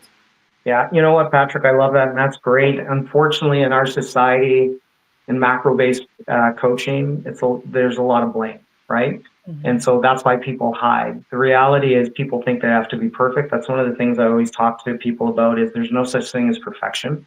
Like perfection doesn't basically, even the definition of perfection, like it really doesn't exist. And the reality is you don't have to be perfect. And what is perfect, right? Like right. I could say perfect is you ate your 3 meals, you ate all protein and fat, you got your water, you got your salt, you're perfect, right? But the reality is, if you mess up, everyone messes up, right? Just give yourself a little bit of grace. Don't give yourself an excuse. That's different, right? And that's what people have to learn. Don't give yourself an excuse, give yourself grace. And then as a coach, when I have a client that kind of messes up, and I always tell my clients, listen, I want to know the good, the bad, the ugly. I don't care. I don't judge. And that's having compassion. That's what real coaches do. We don't judge. We want to know why it happened. And then that's how we can help coach you over it. And that's what I do with my clients. If they kind of slipped up, and there's always variations, right? Like if you're in your first 4 weeks and you have a birthday party, a wedding, you have an anniversary, those are situations you have to deal with. And you know what? You might slip up. Who cares, right? The biggest thing is just get right back on track, right? And, a slip up might be, like one of my clients at Italian wedding, 7 courses.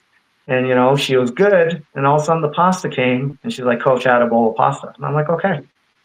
She's like, that's okay. And I said, well, listen, we have on plan treats and cheats. I go, that's a cheat. I go, who cares? You're at a wedding. You're 4 weeks in. Do you really want to sit there and explain to the 8 other people at the table, you're carnivore, you just started, this is why you're doing it? Like, just enjoy it. Have the champagne when they do the toast. Have your bowl of pasta. Eat a little bit more meat, and dance away, right? Tomorrow, just get back on track, right? That's just life, right? Because you're exactly right. If that scenario happens 3 months down the road, 6 months down the road, it's never an issue, right? Because when your relationship with food changes, you lose the craving, the appetite, the hunger. You don't think of food the same way. It doesn't bother you. You respond differently. I know myself personally, when I had my food issues, dependencies, disorders, I used to skip certain social events or work occasions that the focus is around food because for me, I told myself I'd be good. I'll just have a little. Well, a little turned into a lot. My issue is I would binge. I would always binge. If I was off and off bad, it was an excuse in my brain. Oh, I'm just going to go crazy for a week, right? I'd go to McDonald's, buy 3 extra large Big Mac combos, and I'd hide in a parking lot and eat, right? I actually didn't realize I had a food addiction until I helped a friend get over a heroin addiction, right? My friend called me, he says, listen, I'm having a rough day. Can you come over with me? And I said, yeah, absolutely. Sorry, I just get a little emotional when I think of him. And so we're sitting there, we're just chit-chatting. I was just there to support him. And he kind of told me how he went through, he would have a rough day. He would do a shot, you feel euphoric, you feel great, the arrow's in you, you feel like you can basically fly. You pass out, you wake up 4 hours later, you feel gross, you're dejected, you're angry with yourself, you're beating yourself up verbally, you tell yourself you're never going to do it again. 3 days later, you're doing it again, right? And I kind of laughed, and he's like, what's funny? And I'm like, no, I'm not laughing at you. I didn't realize until you just said that. I do the exact same thing with food, right? Right. Food is my addiction. Food is my dependency. When I have rough days, I use food to basically comfort me, make me feel better. I didn't have the guts to drink alcohol and get drunk because it's hard to hide that. I didn't do drugs just because I think that's silly overall. And, so I used food because food's easy to hide and get away with. You just get fat, right? And, people really don't see you're And fat. that's socially acceptable to be fat. Yeah. Exactly. Yeah. Yeah. And it's socially acceptable to eat that food as well. Yeah. It's weird if you don't do it. Yeah. So that's why I tell people, like if you had told me when I started that I would be at a family occasion because I'm Italian and there's abundance of food and I can sit at that table and not have an issue, would have said you're ludicrous, right? Like, and it's funny as obviously I do it, and I'm a little bit of a pulverizing personality, so a quarter of my family does it now. You know, we're in family occasions in our family, like that doesn't bother you, that doesn't bother you. Like, no, I can care less. Like I can be like, I have this Christmas tradition and I still do it where my mom and my nana taught me how to make Christmas cookies, right? Italian Christmas cookies. So every year I make all my family cookies. Sorry, my mom's dead. Sorry. And my old habit used to be a dozen cookies for my brother and 4 for me. A dozen cookies for my Aunt Paula, 4 for me. A dozen cookies for my Aunt Jane, 4 for me. And, I would literally probably eat 2-3 dozen cookies, making 300 cookies, right? And, I would never thought I could have made that many cookies because for me, smells are triggers, right? Smell cookies, smell bread, smell pizza. Like, used to get me pretty excited. Like, I remember I didn't go to a movie for the first 6 months Carnivore because I didn't know how I was going to handle smelling popcorn, right? And but yeah, now I can literally make like literally 400 cookies for Christmas gifts and no issues, right? I have no issues with foods, no cravings, no appetite, doesn't bother me. And that's what I always tell my clients in the beginning. Your relationship's going to change with food, your mind changes, your body changes. I go, it's never going to be an issue. I go, right now it's an issue in your mind because it's something you've never had before, you've never realized. So don't even think about that. It's like when people say, I don't know if I can ever give up bread. And I'm like, well, you're thinking way too big, right? Just think smaller. I'm going to basically not eat bread for 3 months, right? Because we've all done plans where we could stick to it for a short period. I go, just commit to that short period, do it 100%, and you can deal with it. You might get to the 3 months and say, I'm never going to eat a carb again in my life. Or you're going to get to say 3 months and say, it's not for me. I'm going to go back to basically eating McDonald's, 3 times a day, right? So yeah, so that's how I kind of, long story short of how I kind of deal with individuals. It just give themselves a little grace, learn why we're doing it, how to overcome it, and just move forward. And getting right back on the bus, right? I have so many people, I was off. Should I do a fast? I'm like, no. Like literally just drink your water, make sure you have salt, and basically start eating, right? Don't get me started on fasts. Oh, so oh my God. Fasting, there's so many great aspects to fasting with traditional fasting, the autophagy, the healing, No. I'm not talking about that one. I'm talking about the one I've been on a binge and now I need to fast in order to clean myself out. That's because, society, once again, everything's about weight loss. They take in the benefits of intermittent fasting. Now it's all about weight loss, right?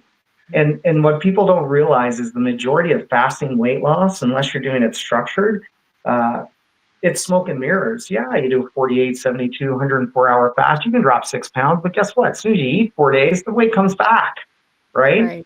I tell, with my clients, I like them eating in a window for structure. Then you're in a fasted window inside of that, but you're usually sleeping. I go, but it's an everyday thing. It's a 30-day, a month thing. It's a 365-day a year thing. Your body wasn't meant to be eating all the time, right? It actually regenerates, heals, and rejuvenates in a fasted state. That's why, you want to be fully digested by the time you go to bed, get into those deep REM sleeps, let basically the autophagy happen, right? But, fasting just got crazy. I get so many people, how many hours do you fast? And I go, well, I'm different, right? I'm in maintenance. I eat 2 meals over 6 hours, means I'm in a fasted state for 18. But I'm literally not doing it on purpose. I'm not saying I got to fast 18 hours a day. It's just there, right? Like And, you know, in our lifestyle, it's super easy to incorporate fasting for the simple fact you don't have cravings, you're not hungry, you have no appetite. It's easy. I remember when I tried fasting in macros, couldn't get through half a day. Last time I did a hard fast, I went 10 days before I even thought of food, right? Like, it's just stupid. Like, you mentioned being hungry. Like, one of the aspects I love is I'm never hungry. Where before, you know, we talked about food. I used to have food friends, right? If I wanted sushi, I literally knew I could text my buddy Dennis, just have a stupid conversation. Hey, buddy, did you play golf this week? Knowing that he probably hadn't, because I know I just have to start a 2-minute conversation. Within 5 minutes, he'll go, hey, let's go get some sushi. Absolutely. What time do you want to go? I had sushi friends, Thai food friends, Chinese food friends, and chicken wing friends, right? That's how I was, how people are usually obsessed with food, and we all had them, right? And, you know, and I just love the fact that we joke, you know, my wife the other day, she goes, we have no food. And Joe, I'm can like, I interrupt you? Can I yeah, interrupt you for a moment? I got to shoot off, guys. But it was absolutely lovely to be with you on this live again, and nice to meet you, Joe, as well. nice meeting you, Patrick, as well. Yeah, we'll be I in talk a touch. lot. Sorry, brother. If No, you don't say anything, I'll just go for hours. I Right? noticed. I noticed. Yeah. All right. Thank you, guys. See you Bye, soon. Patrick. Yeah, Selena, I don't know how long you usually go. I left 2 hours open. So we can go as long as you want. You can cut me off anytime you want. I'm good for a little bit longer. I Yeah. probably will have to get to my little one here in Yeah, a absolutely. bit, but I liked where you were going as far as the whole topic about how, you know, we all had those friends. You said your wife said you didn't have any food the other day? Yeah, well, no, you know, like it's different. When we first moved in together, I always had 4 pounds of pasta in the fridge, 2 white and 2 red. In our first month, she gained 10 pounds. She's like, you gotta stop making pasta. All I'm doing is eating pasta 24/7. And being in a macro-based lifestyle, I always had so much food in the house. And like you open up our fridge, there's maybe some containers of meat, there's some heavy creams, a little bit of cheese, there's a bunch of eggs. Um, but we do a lot of stuff fresh, right? And I do all the cooking. She doesn't cook. And you know, and when you don't think of food, you don't think of cooking. So what happens is sometimes, yeah, we don't have food. Like we probably 4 times a week, I'm making omelets, shrimp omelets, because I can do it within like 5 minutes. Right. Defrost the shrimp and make omelets. Where before it was like, every like 4 days, 4 or 5 hours of cooking where when I do prep and literally in an hour I can cook like 4 or 5 pounds of meat and then it's good for like 4 or 5 days. But it's just such a different lifestyle to the fact that I don't even think of cooking sometimes or having to have food just because it's never on my mind, right? Like it's the last thing, which is, to me, it's awesome just based on my history. And a lot of people relate to that, right? So it's craziness, but it goes back to, it's because I was actually addicted to food. I was addicted to the carbs and sugar. That's why, I was always thinking about the next thing, the next thing, the next thing. Like I remember, I would think of food 2, 3 weeks down the road, and it's like just nuts. And sometimes it wouldn't even get to that point because you'd want it sooner when you start fixating on it. Well, I forget, someone mentioned something about cooking something, and it just kind of popped in my head. One of the things I love about the lifestyle is literally you can cook so many things fresh within minutes, right? Being a protein. Yes. And for like 2 years, Jamie asked me to make carnivore pizza. And I'm like, forget it. It takes like 40 minutes, 60 minutes. It's way too long, right? It was your reference, you talking about your husband and the egg yolks, right? And finally eating it and it tasted good. And it just reminded me about the pizza because she begged me for 2 years. I finally made it. I don't like I don't do mine with the shredded chicken. I don't do anything with chicken breast or turkey breast. They're way too lean, have to add way too much fat. So I did mine like with a beef base, and we make it. It took me around 47 minutes, and I was complaining the entire time. Took so long, prepare, cook the thing, add the stuff, cook it, and cut it up. We're eating it, and I took a couple bites. She took a couple bites, and I look at her and I go, "That's really good." And she goes, this is friggin' excellent. We should have did this a long time ago. So now, the first Saturday every month, it's pizza night because that's my tolerance. I'm not going to spend an hour cooking every, Right. couple times a week. But yeah, I love that, sometimes we don't do things or try things. Just sometimes you feel you don't like it. Then other times it's based on time. But yeah, I made the carnivore pizza. We both loved it. And I was like kicking myself. Oh, I should have made pizza girl. Right. Well, yeah, I, it's a um little different. I went through something very similar. So I'm the one that cooks everything in the family, and it's always been that way, no matter what lifestyle we've eaten. In fact, my husband will starve if I'm not home to cook. So when we became carnivore, like you said, everything is just like so quick. I mean, there's nothing you're gonna get that you can't have done just practically instantly. And before, I would spend hours every day cooking because I made everybody's breakfast, everybody's lunch, everybody's dinners, whatever snacks they were going to eat in between, and all of that stuff. And I had a very similar story about, and I still haven't done it, so don't get mad at me, Heavy, if you're watching. Um, is carnivore ice cream, right? Like making the ice cream Yeah, with the egg and the give heavy me cream. cream. Yeah. And he's like, "When are we gonna make that? When are we gonna make that?" And I'm like, "I don't wanna make that." Like, I don't want I to, get it.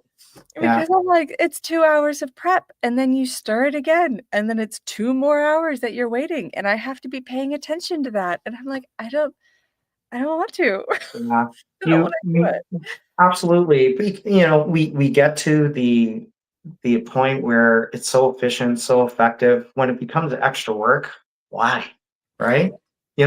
With a lot of these recipes, they're more for, the people who are just starting the first couple months and they need a little bit of variety because it's hilarious how so many people get in after 3, 4 months. It's very simplistic, right?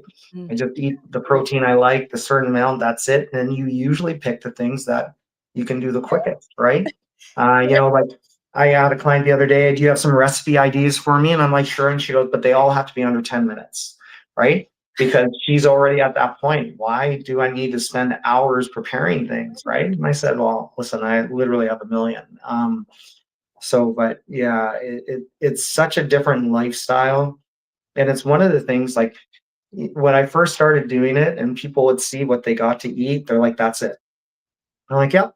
And they're Mhm. like, okay, what's so hard about this? And I said, well, it's not really hard, because the perception when you go on a nutrition plan, it's going to be hard, it's going to be difficult, it's going to be so much work, I'm going to hate it. Right. And that's one of the things All people this kind of, yeah. And then like it's funny. I had a person the other day. So let me understand this. If I want ribs, I can eat ribs. Yes. So if I want a pork chop, I can eat a pork chop. Yes. I want chicken wings, I can eat chicken wings. Yes. And I'm like, yes, if it walks, if it runs, if it swims, if it flies, you can eat it. Right. And she goes, and it's good for me. Like, yes. Right. And she goes, okay, I'm having a hard time here. Right. And I can eat all the fat on the steak. And I'm like, yes. And she goes, so when I have chicken thighs, you actually want me to eat the fat? And I'm like, yes. And she goes, okay. And I can have butter. And I'm like, yes. And like, so, and it's like everything's on there and she's just asking and everything's a yes. And she's like, okay, I'm just, and it's funny. We're so inbred that, can't Mhm. have butter, have margarine, which is just even worse. Like basically you got to take the skin off the chicken. You got to basically trim the fat off. Yes. I, I yeah. don't miss those days. Oh I no, it's nuts. So the butcher I get my whole cows from, they actually cut it in front of you, so you can pick your cuts and the size. And the first time I did it, I didn't realize there's like a 4-inch layer of this great fat outside of most of the cow, and they literally trimmed 90% of it. And we're about to throw it away, and I'm like, whoa, whoa, whoa, what are you doing? And they're like, oh, we throw the fat away. And I'm like, well, no. I go, do me a favor. I want you to cut all that fat into 1 inch by 3 inch pieces and just bag it up. And they're like, what the heck are you going to do with that? And I'm like, well, I'm going to I'm fry it gonna up and eat eat it. it. And they're like, what? I go, you kidding? I'm going to fry it up, salt it, super crispy. I go, that's literally fat sticks of energy, right? Right? And they're like, everyone Gold that right comes in there. here wants low fat, cut all the fat, extra round green beef. I'm like, no, man, I want like Oh. just all the fat, right? Right. And Not only that, I'll take theirs too.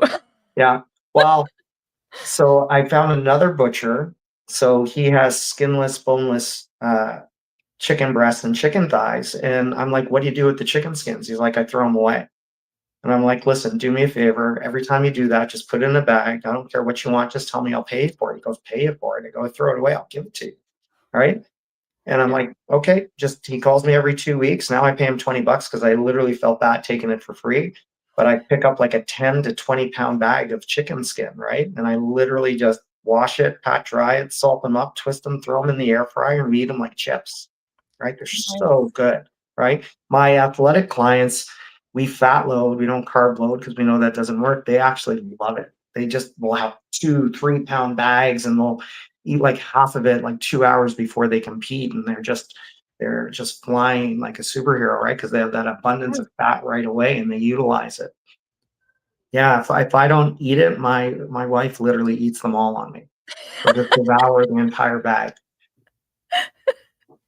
She's, I love it. I love it. yeah, I'm gonna well, there's certain try that. things. The chicken fat, if I don't eat it, they're gone. Hot dogs, she's a hot dog fiend.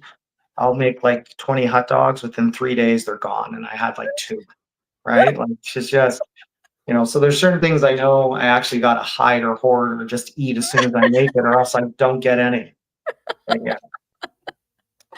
That is fun. That is fun. Gotta love partners.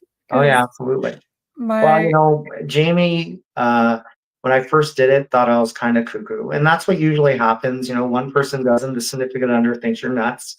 yes. Um, And then, she just transitioned to macros, and then she went to basically a little more keto than animal based. And then, 6 years ago, she was diagnosed with breast cancer. We actually went 100% carnivore, right?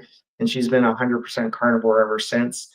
Um, because when you actually really dive into cancer, it's more about sugar and glucose that feeds the cells, and meat doesn't have that, right?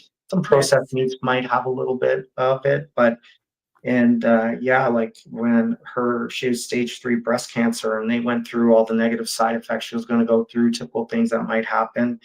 Um, and, she basically went all meat and we went hardcore. She never missed a day of work. She never missed a workout. They said you're probably going to lose around 30 pounds. She only lost 8 pounds. She had to do the chemo, and chemo is pretty hard on the body and it's not a fun experience. And she kind of went through it like a tramp, and she had a more difficult time because yeah, I don't know if you've ever seen it, but I didn't realize until I would bring her there. Like they put you in a room of like 10 to 20 other people all getting chemo at once. And like some of them are like howling, like they're just uncomfortable and a lot of pain. And like it's funny, you look at all of them, they look tired, dejected, weak. And then Jamie walks in, she's wearing like cut off shorts and a tank top, and she looks great. The only thing, she doesn't have hair and she has a baseball hat on, and like she had to put the earphones on just because it was so uncomfortable, going through that. Yeah. And even it's funny, her doctors, so she had three, the two were like, no, you got to get rid of all meat. It has to be, Right. fruits, vegetables. And we're like, no, right? And then her one oncologist is like, yeah, meat's great. But all three of them basically, based on her test results, they're like, whatever you're doing, just keep doing it, right? Like, you're doing great. Your body's responding really big. You're healing. And so Jamie, her entire adult life, iron deficiency, vitamin E deficiency, vitamin C deficiency, low platelets, low white blood cell count.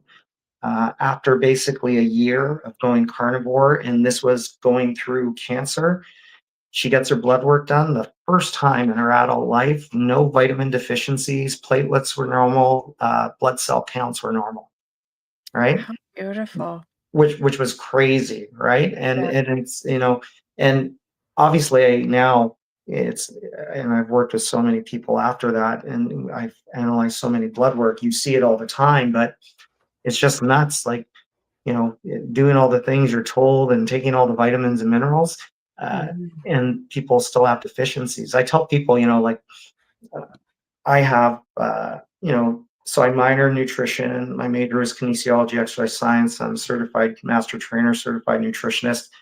I have 36 related certifications: exercise, nutrition, supplementation, blood work.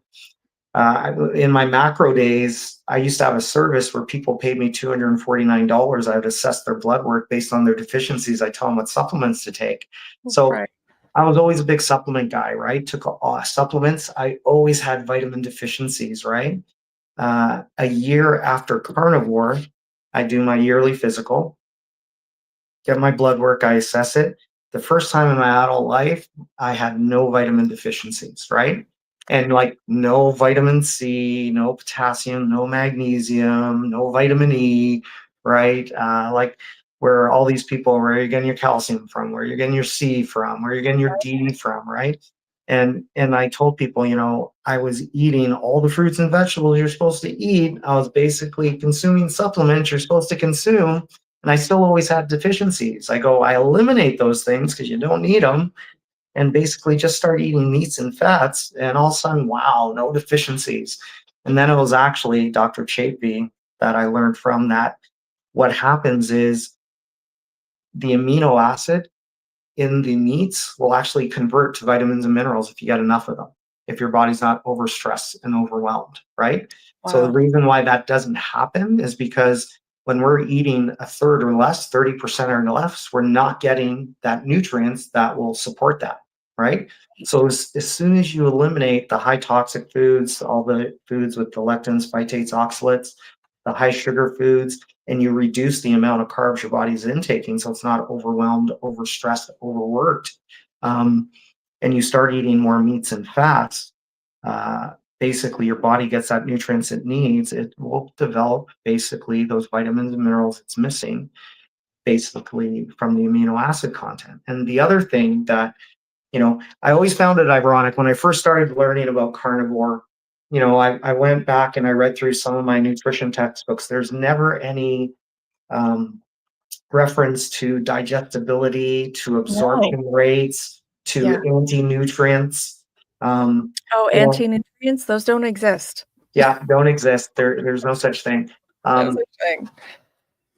And it's funny, nutrition 101, they go over the 3 macronutrients: carbohydrates, proteins, and fats. Carbohydrates are non-essential, proteins and fats are essential.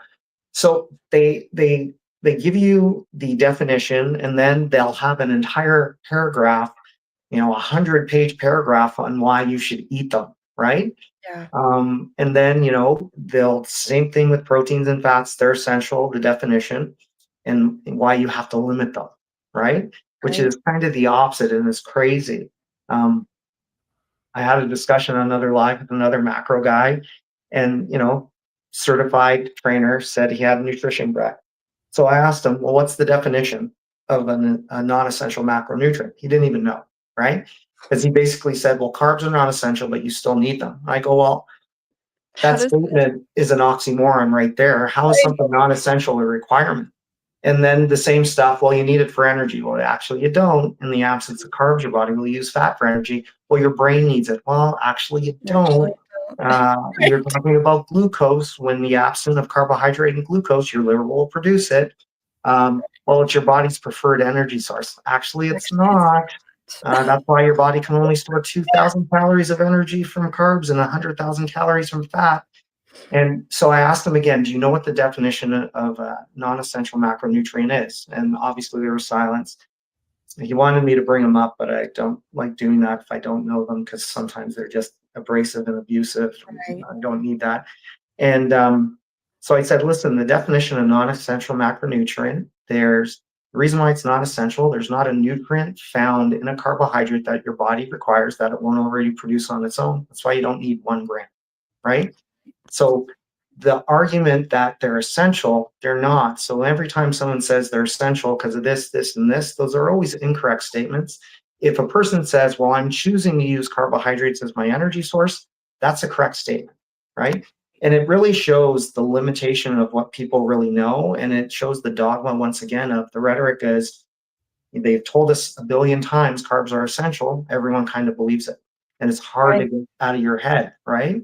You Mhm. know, and you know, and the thing people don't realize, food science is based on theory. When they tell you blueberries are superfood, right? And when you eat a cup 100 grams, you're gonna get 100 IUs of vitamin E. That's Right. based on the assumption that you're gonna digest 100%, absorb 100%. And your body Well, actually absorbs it, yes. but the reality is your body only can digest 25% of a carb consumed. So 75% literally stores as feces matter and has to go out. So Yep, 25% gets digested, only 10% of that 25% gets absorbed. So that 100 IUs of vitamin E now turns into 2.5, and that's why you have to supplement, right? But exactly. but then the whole rigmarole with supplements is that the majority of supplements people buy, the absorption rates are very low because that's how they make more money, right? Yep. So you're literally getting no nutrients. Because that's why I love people, "Well, what vitamins and minerals do you have to take when you eliminate carbs?" And I'm like, none. And they're like, what? I go, because you're not missing anything from a carbohydrate and you're getting everything you need from meats and fats. Okay. The difference is we digest more, we absorb more, you get so much more nutrients, right? Mhm. And that's one of the aspects why we heal on carnivores, because when you're only eating a third, you're very deficient. Your body's not getting the enough essential amino acids, the 9 that are found in meats and the 2 essential fatty acids that are found in fats, right? So once you basically eliminate those foods, the carbohydrates, and they're the ones that stress you out, your body has time to relax and heal. The bigger issue is, well, now I'm consuming, 80, 90% protein. Now I'm getting this abundance of nutrients my body was missing, and that's why you start healing, right? People don't put together that, any ailment, illness, or sickness that is onset, meaning you're not born with it, are all derived and based on nutritional deficiencies, right? Right. So when your body overcomes those nutritional deficiencies, that's why you heal. That's why, I mentioned it early, any kind of ailment you can think of that is onset, you literally, it heals. It's just a matter of time, whether that's 3 months, 6 months, 9 months, a year, over a year, which we've talked about it on this live already. It's not a long time, right? People have this perception a year's a long time. It is not. Like, if you think of, I lived for 30, 40, 50, 60 years of my life, and you can literally heal yourself within 3 months to a year, even a year and a half. That is literally nothing, Nothing. It's a right? blink. It's a blink. It is. And we're a little older. We have kids, it's funny. We have this perception when we're younger, when we get older, life slows down. It's the opposite. It speeds up, right? It does. Yeah. Oh, it does. I tell Yeah. my oldest Like, all the time, I'm like, "You don't even know yet." well, your kids are babies. How old are your kids? Well, I have one that will be 18 in Okay. 2, Oh, awesome. and then I have a 3-year-old. Yeah, which is awesome. Oh, big, big difference. Yeah. So my daughter's 23 this year, my son's 20, right? So, but listen, you have an 18-year-old and a 3, like, I bet just like me, you have just epiphanies where you used to hold, your 18-year-old in your hand, right? And boom, you're 18-year-old. You're like, what the heck happened, right? And Yeah, that's how life is. It goes fast. That's why I always tell people that are so impatient. Listen, it's going to happen and it's going to be here before you know it. You just, go through it every day, right? Like, I always laugh when people are like, well, it hasn't happened yet. I'm like, it's 3 months.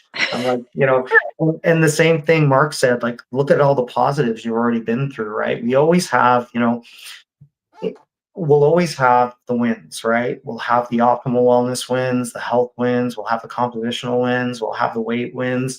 They're all just different, right? It's great if they all happen simultaneously and they're all in a good period.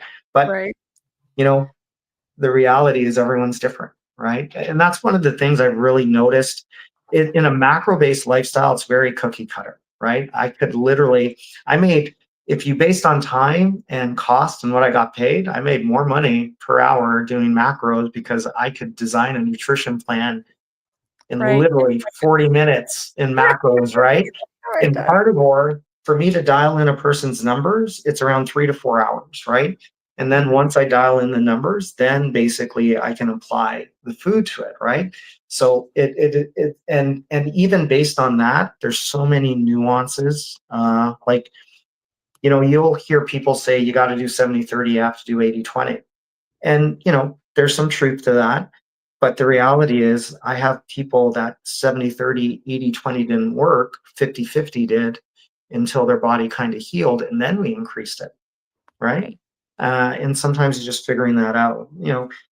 I've worked with so many people now that, my coaching is different than a lot of people's coaching. Like, it's all based on hormonal responses, right? So every week when I meet with the client, I have 6 to 8 standard hormonal questions. And based on the responses, I literally know if we're on track, if we're behind, if we're ahead, and then what we kind of need to do, right? And the hormonal responses, just like Mark said, are really the key, because the body's going to heal and change hormonally, and then that'll turn into a systematic response, and it remembers, right? And that's kind of our goal, is to kind of, the aspect of healing, and then basically your body rewiring and changing, and then maintaining, right? When people, sometimes, like 60% of my clients are newbies. They have no clue and they don't really want to guess. So they come, we start fresh, which I love. 40% of my clients are people who basically carnivore maybe a couple months, 6 months, 2. I have a person 2 years. I had a person reach out to me after 2 years of carnivore. She still didn't receive her compositional goals, but her health improved so much. She felt so great. She's like, I'm not going to stop just because I haven't lost my last 20 pounds, This right? is already better than not, right? Yeah. And but she's like, but she goes, but I've watched your videos and I know my body should lose it, right? So I'm obviously missing something, right? And so yeah, so and that's what I love. So even 2 years after, got a person, kind of dialed in their numbers, progressed, and yeah, for her it was just a few little things, and it was just, you know, she watched the video saying you have to be an 80-20, and her body wasn't ready for 80-20, so it progressed as far as it could, and then it kind of stopped, but she was still getting some good results. And then, once we kind of, had a little bit of fun, because I can usually tell within 2 to 4 weeks when I start with someone who was carnivoring previously, based on how I rejig them, what's working, what's not working, then what we kind of need to do, right? And because people's bodies are so overwhelmed hormonally and metabolically, it's a little harder than just a deficit, right? A lot of people don't realize how much of a deficit they're in, even if they eat a lot of food. It's like, well, that doesn't mean that you have nutrient density. Yeah. So you could be eating a ton of standard foods, but your body doesn't recognize quite a bit of these processed foods that have been created especially for weight loss and keto and, all that garbage that's out there now. Yeah. And Oh, you go, well, yeah, it literally recognizes none, right? exactly. The body, based on digestion, recognizes 3 things: some carbohydrates, not all of them, Yep. proteins and fats. Yep. So if ingredients aren't derived by one of those 3 things, the body will not recognize it. What the body doesn't recognize as something that can be digested and absorbed and utilized, it stores as a toxin. So all these fitness influencers that say sugar doesn't matter, ingredients don't matter, their premise on that is always based, you just have to be in a deficit. It's all about calories. They're mixing up about health, and it's not. And, I tell people it can't be a coincidence that when people eliminate sugar, eliminate toxins, why within weeks do they feel better? Yeah. Right? Like, because according to these people, no, it doesn't matter. You just got to be in a deficit. Well, and in all honesty too, deficits don't work for everyone, right? And I love these guys that say, well, you're just not in a deficit or a big enough deficit. And I'm like, no, I was a macro-based coach for 35 years. I know how to calculate a deficit. And I've had women, 30s, 40s, 50s, perimenopausal, menopausal thyroid issues. Your body hormonally doesn't function the same way. Guess what? Deficits don't work, right? And you'll have these people say, no, they're not in a deficit. I'm like, no, they're in a deficit. Deficits don't work, right? Exactly. But in our lifestyle, thyroid issues don't matter. Menopause issues don't matter. Once your body heals hormonally and it adjusts, basically, you'll start seeing some results, right?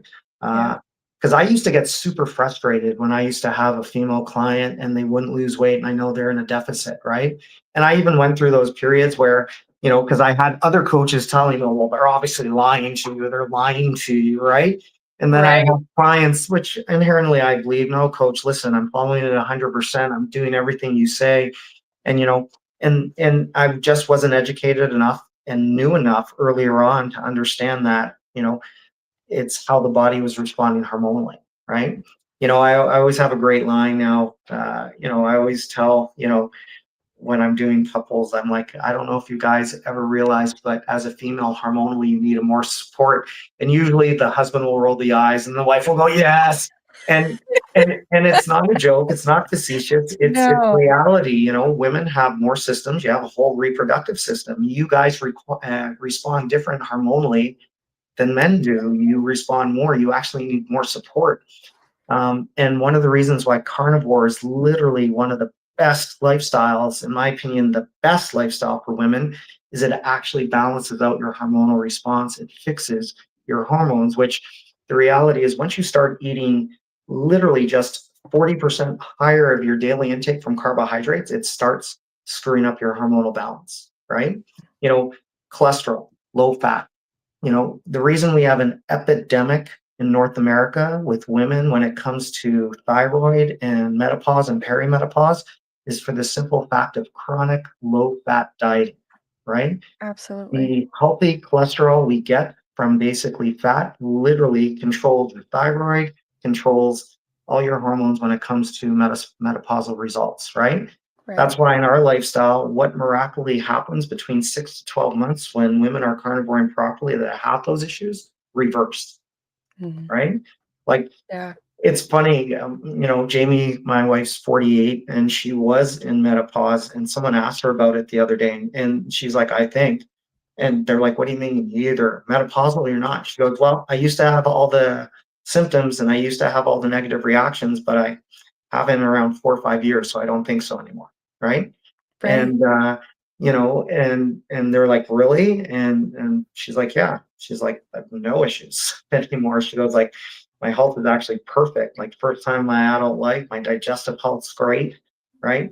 You know, people get so caught up in blood work, right? And I'm so over blood work, I'm so over studies, and like, because in absence of blood work, when we assess people's health, what were the markers? Well, energy, sleep, gut, right? Exactly. What Physical literally symptoms. happens Yeah. to everyone on carnivore within 1 to 3 months? Energy improves, sleep improves, gut improves, right?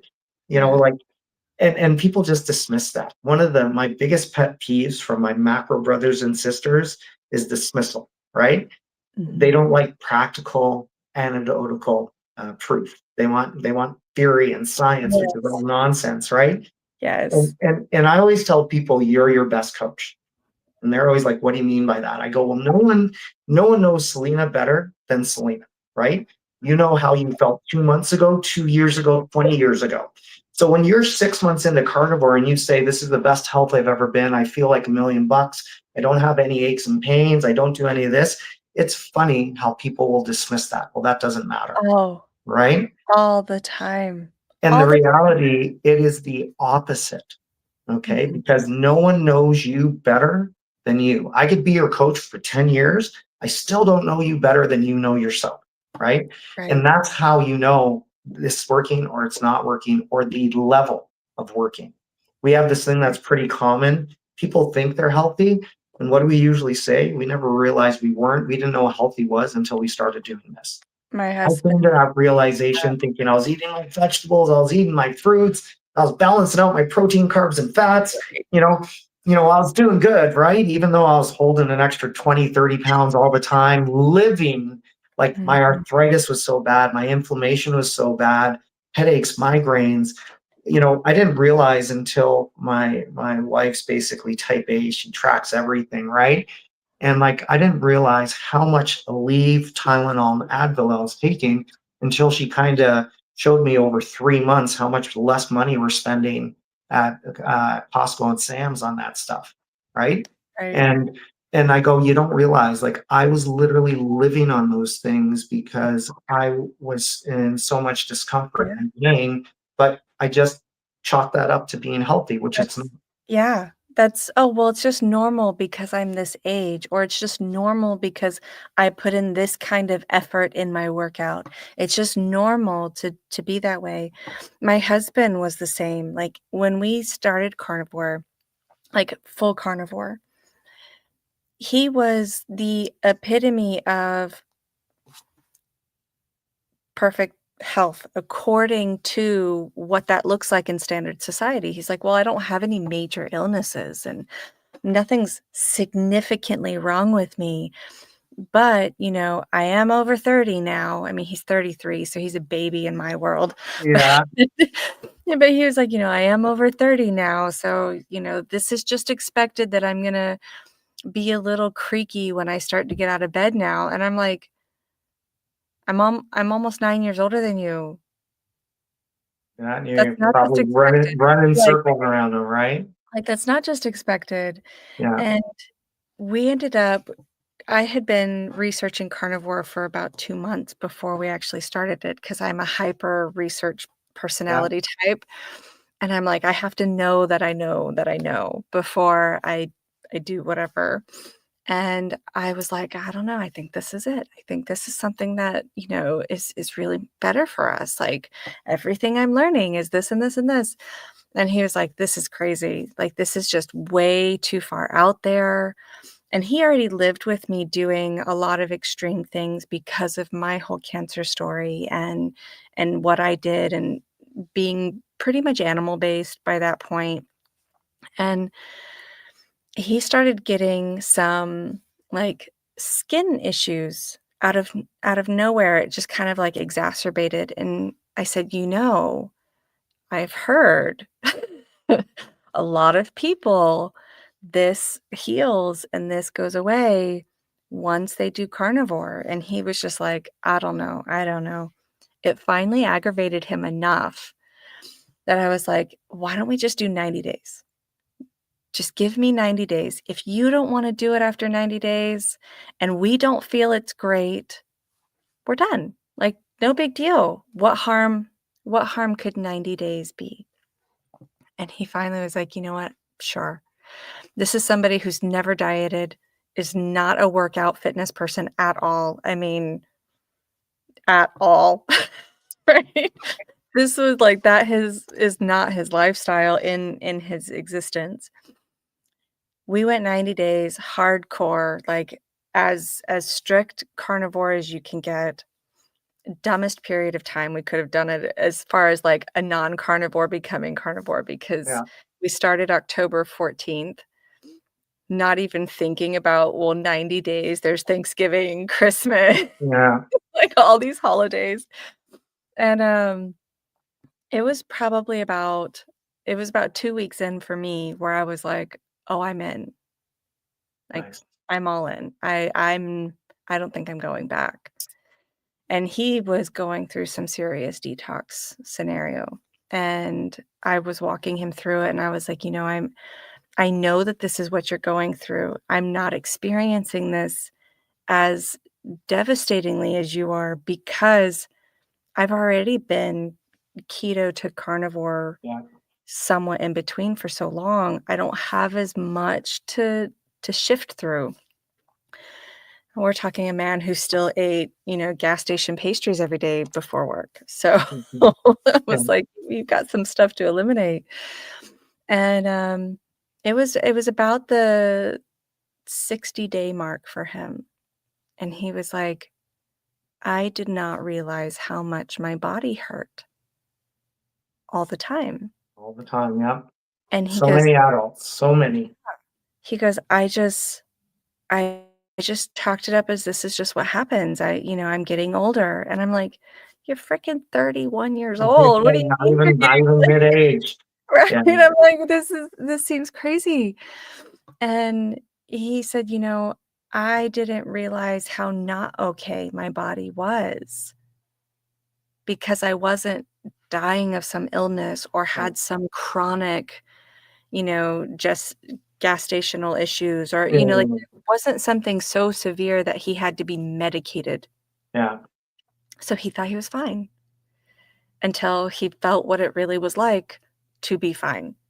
And it's And that's one of the main reasons I love when people do 90 days, because so many people do 30 and they don't see kind of a lot of the true benefits, right? Just because their body is at that point where it needs longer. But, there's very rare times where people do 90 days and they kind of doing it right, where they don't notice huge differences. And that's one of the reasons why people will tell you, I'm doing this forever. Like, how many times have you heard that in such a short yeah, period of time? Like, I'm doing this forever. You know, I don't plan to deviate. And, yeah, sometimes it's just the feeling of feeling so good and doing well. Then it's the other times of, deviating and like literally going through a coma when you had a little bit of carbs, or, I remember the last time I had a carbohydrate, it was 6 months in. I was at a family occasion and my nana is like 100 years old. Her English is horrible. Italian's great. My English is great. Italian is bad. So it was easier for me to basically eat a bowl of pasta than to explain to her that I wasn't, right? right. I ate that bowl of pasta, and within 45 minutes, I was sleeping on the couch. And for 3 days, it felt like my arthritis was so bad and my Yeah, energy was crappy the next day. I'm like, forget it.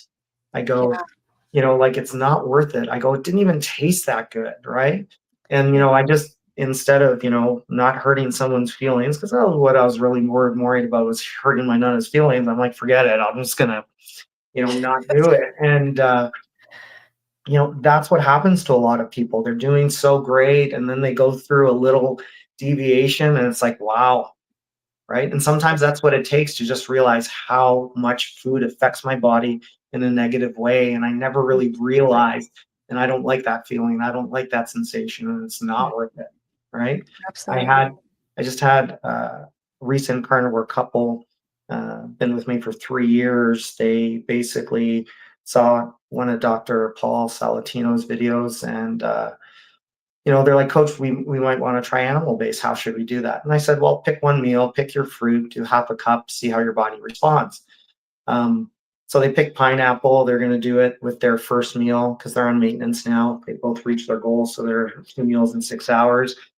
And so Sarah's like, Coach, she goes, I couldn't even eat half a cup because it was too sweet. And she goes, I haven't had cravings in 3 years. I wanted to eat chocolate every day for 3 days. It was so intense. It was so bad. I'm like, forget it. Right. Yeah, And, we talked about systematically how our body still remembers, and it might be another 3 years before that gets out of your system, or it'll never. And that's why some people can transition to animal and keto and they're fine, but a lot of people aren't. And her history, when she came to me, she was like 5'5", like 300 pounds. Now she's like 160.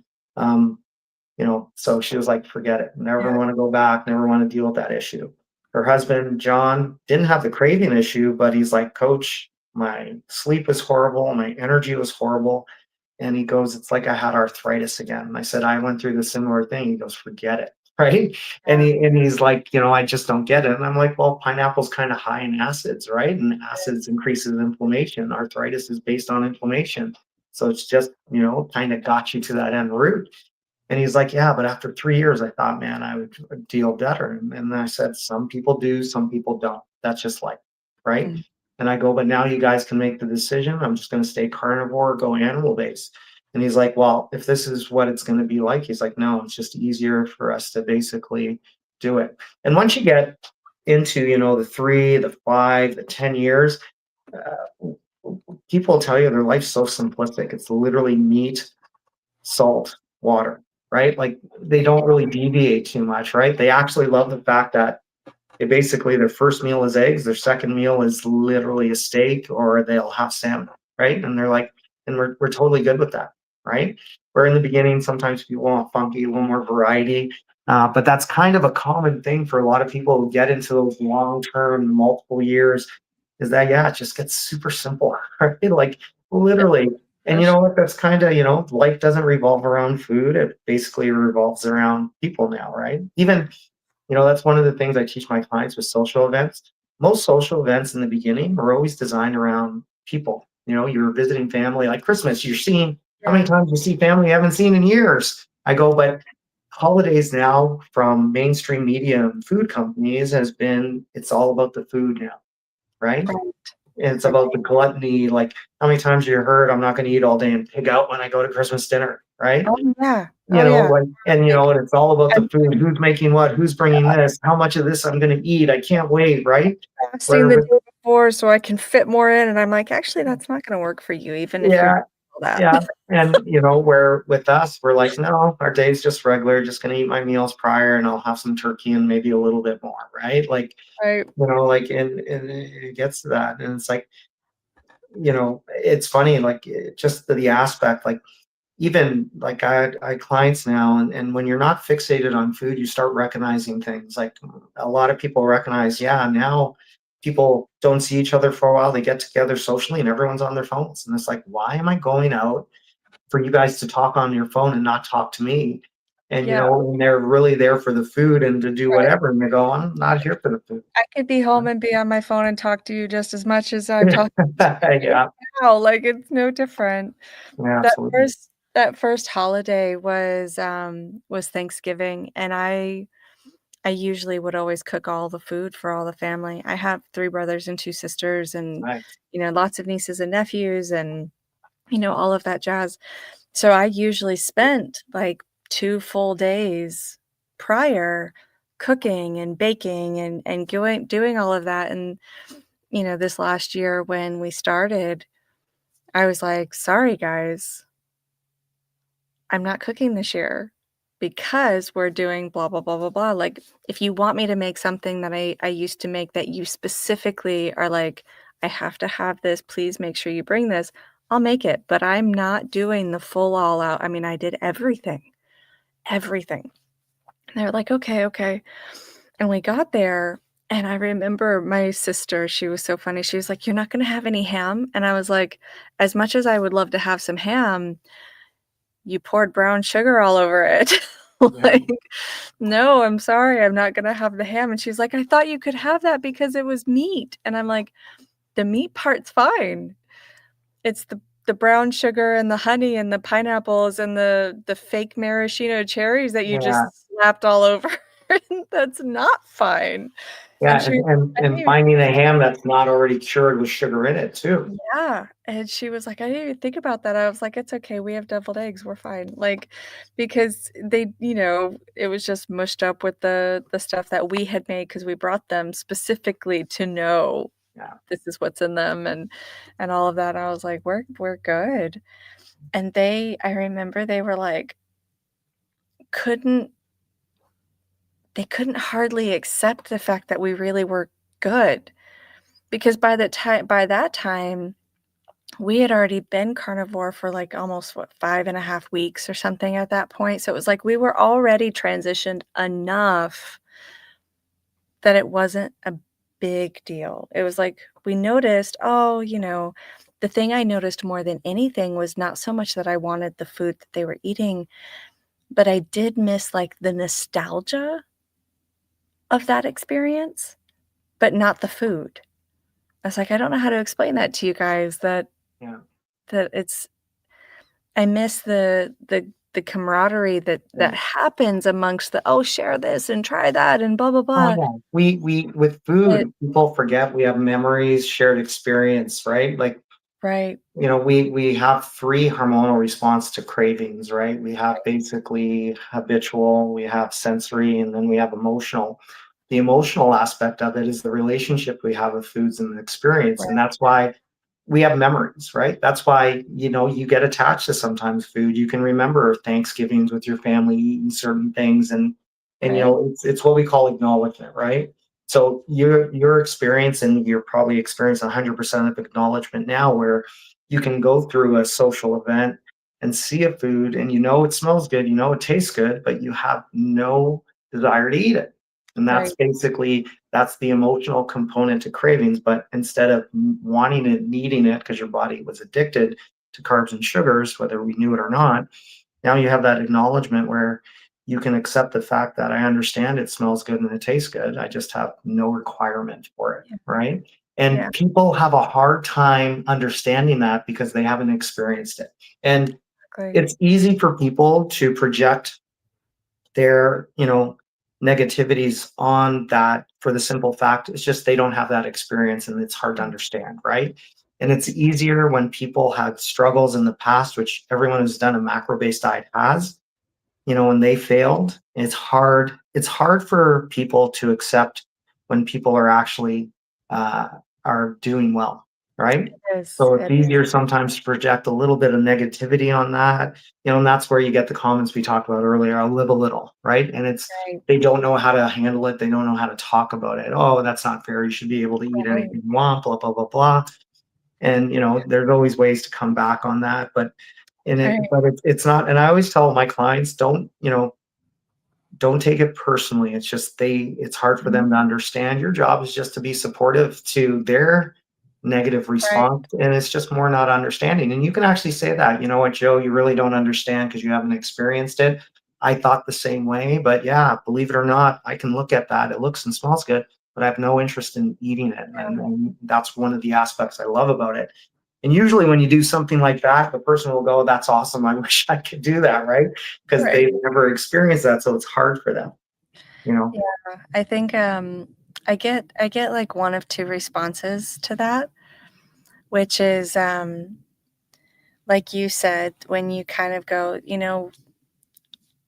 until you've experienced it, you don't know what it's like. Because it's one of the things that my husband and I came to a really quick realization was like, oh my gosh, you don't know what it's like to not think about food until you don't think about food. Like, that's like telling, a blind person, well, just think of the color blue. Yeah. Well, it's like they have no reference point, so they don't know what that's like to specifically think of the color blue. It's not because there's, this not wanting to or a lack of desire to, but you can't describe something to somebody that's indescribable until they experience it. Absolutely. And so, like, I usually do that, and there's either the acceptance, like you said, of like, "Oh, man, I wish I could, but I just couldn't do that, I don't have that kind of willpower," those kinds of Mm, comments, or the sad comments sometimes of the denial that that's a like, a better way of existence. Like, "Oh, well, you're just harming yourself, and you don't realize that you're missing yeah. out on important things," and you're just like, "That's the addiction talking." Yeah. Don't realize that, that's the addictive mindset that you're not even conscious you're addicted to the food because you you literally are telling yourself that you have to have this in order to survive without having any understanding or education about what it really is. Yeah. Um, I am going to have to hop off. Yeah, no problems. We're all good. That's awesome. I Listen, this has been totally fun, been great. Anytime you want to have me on, just let me know. It was awesome. Absolutely, absolutely. It has been a pleasure getting to know you too, for sure, and I'm excited that we're connected and, been able to touch base with somebody, especially somebody who's been in for so long is a lovely reference point of experience. So, Yeah, thank it's you so awesome. Love much. it. Okay, awesome. You can have a great day and we'll see you later. You too. Bye, Joe. Bye.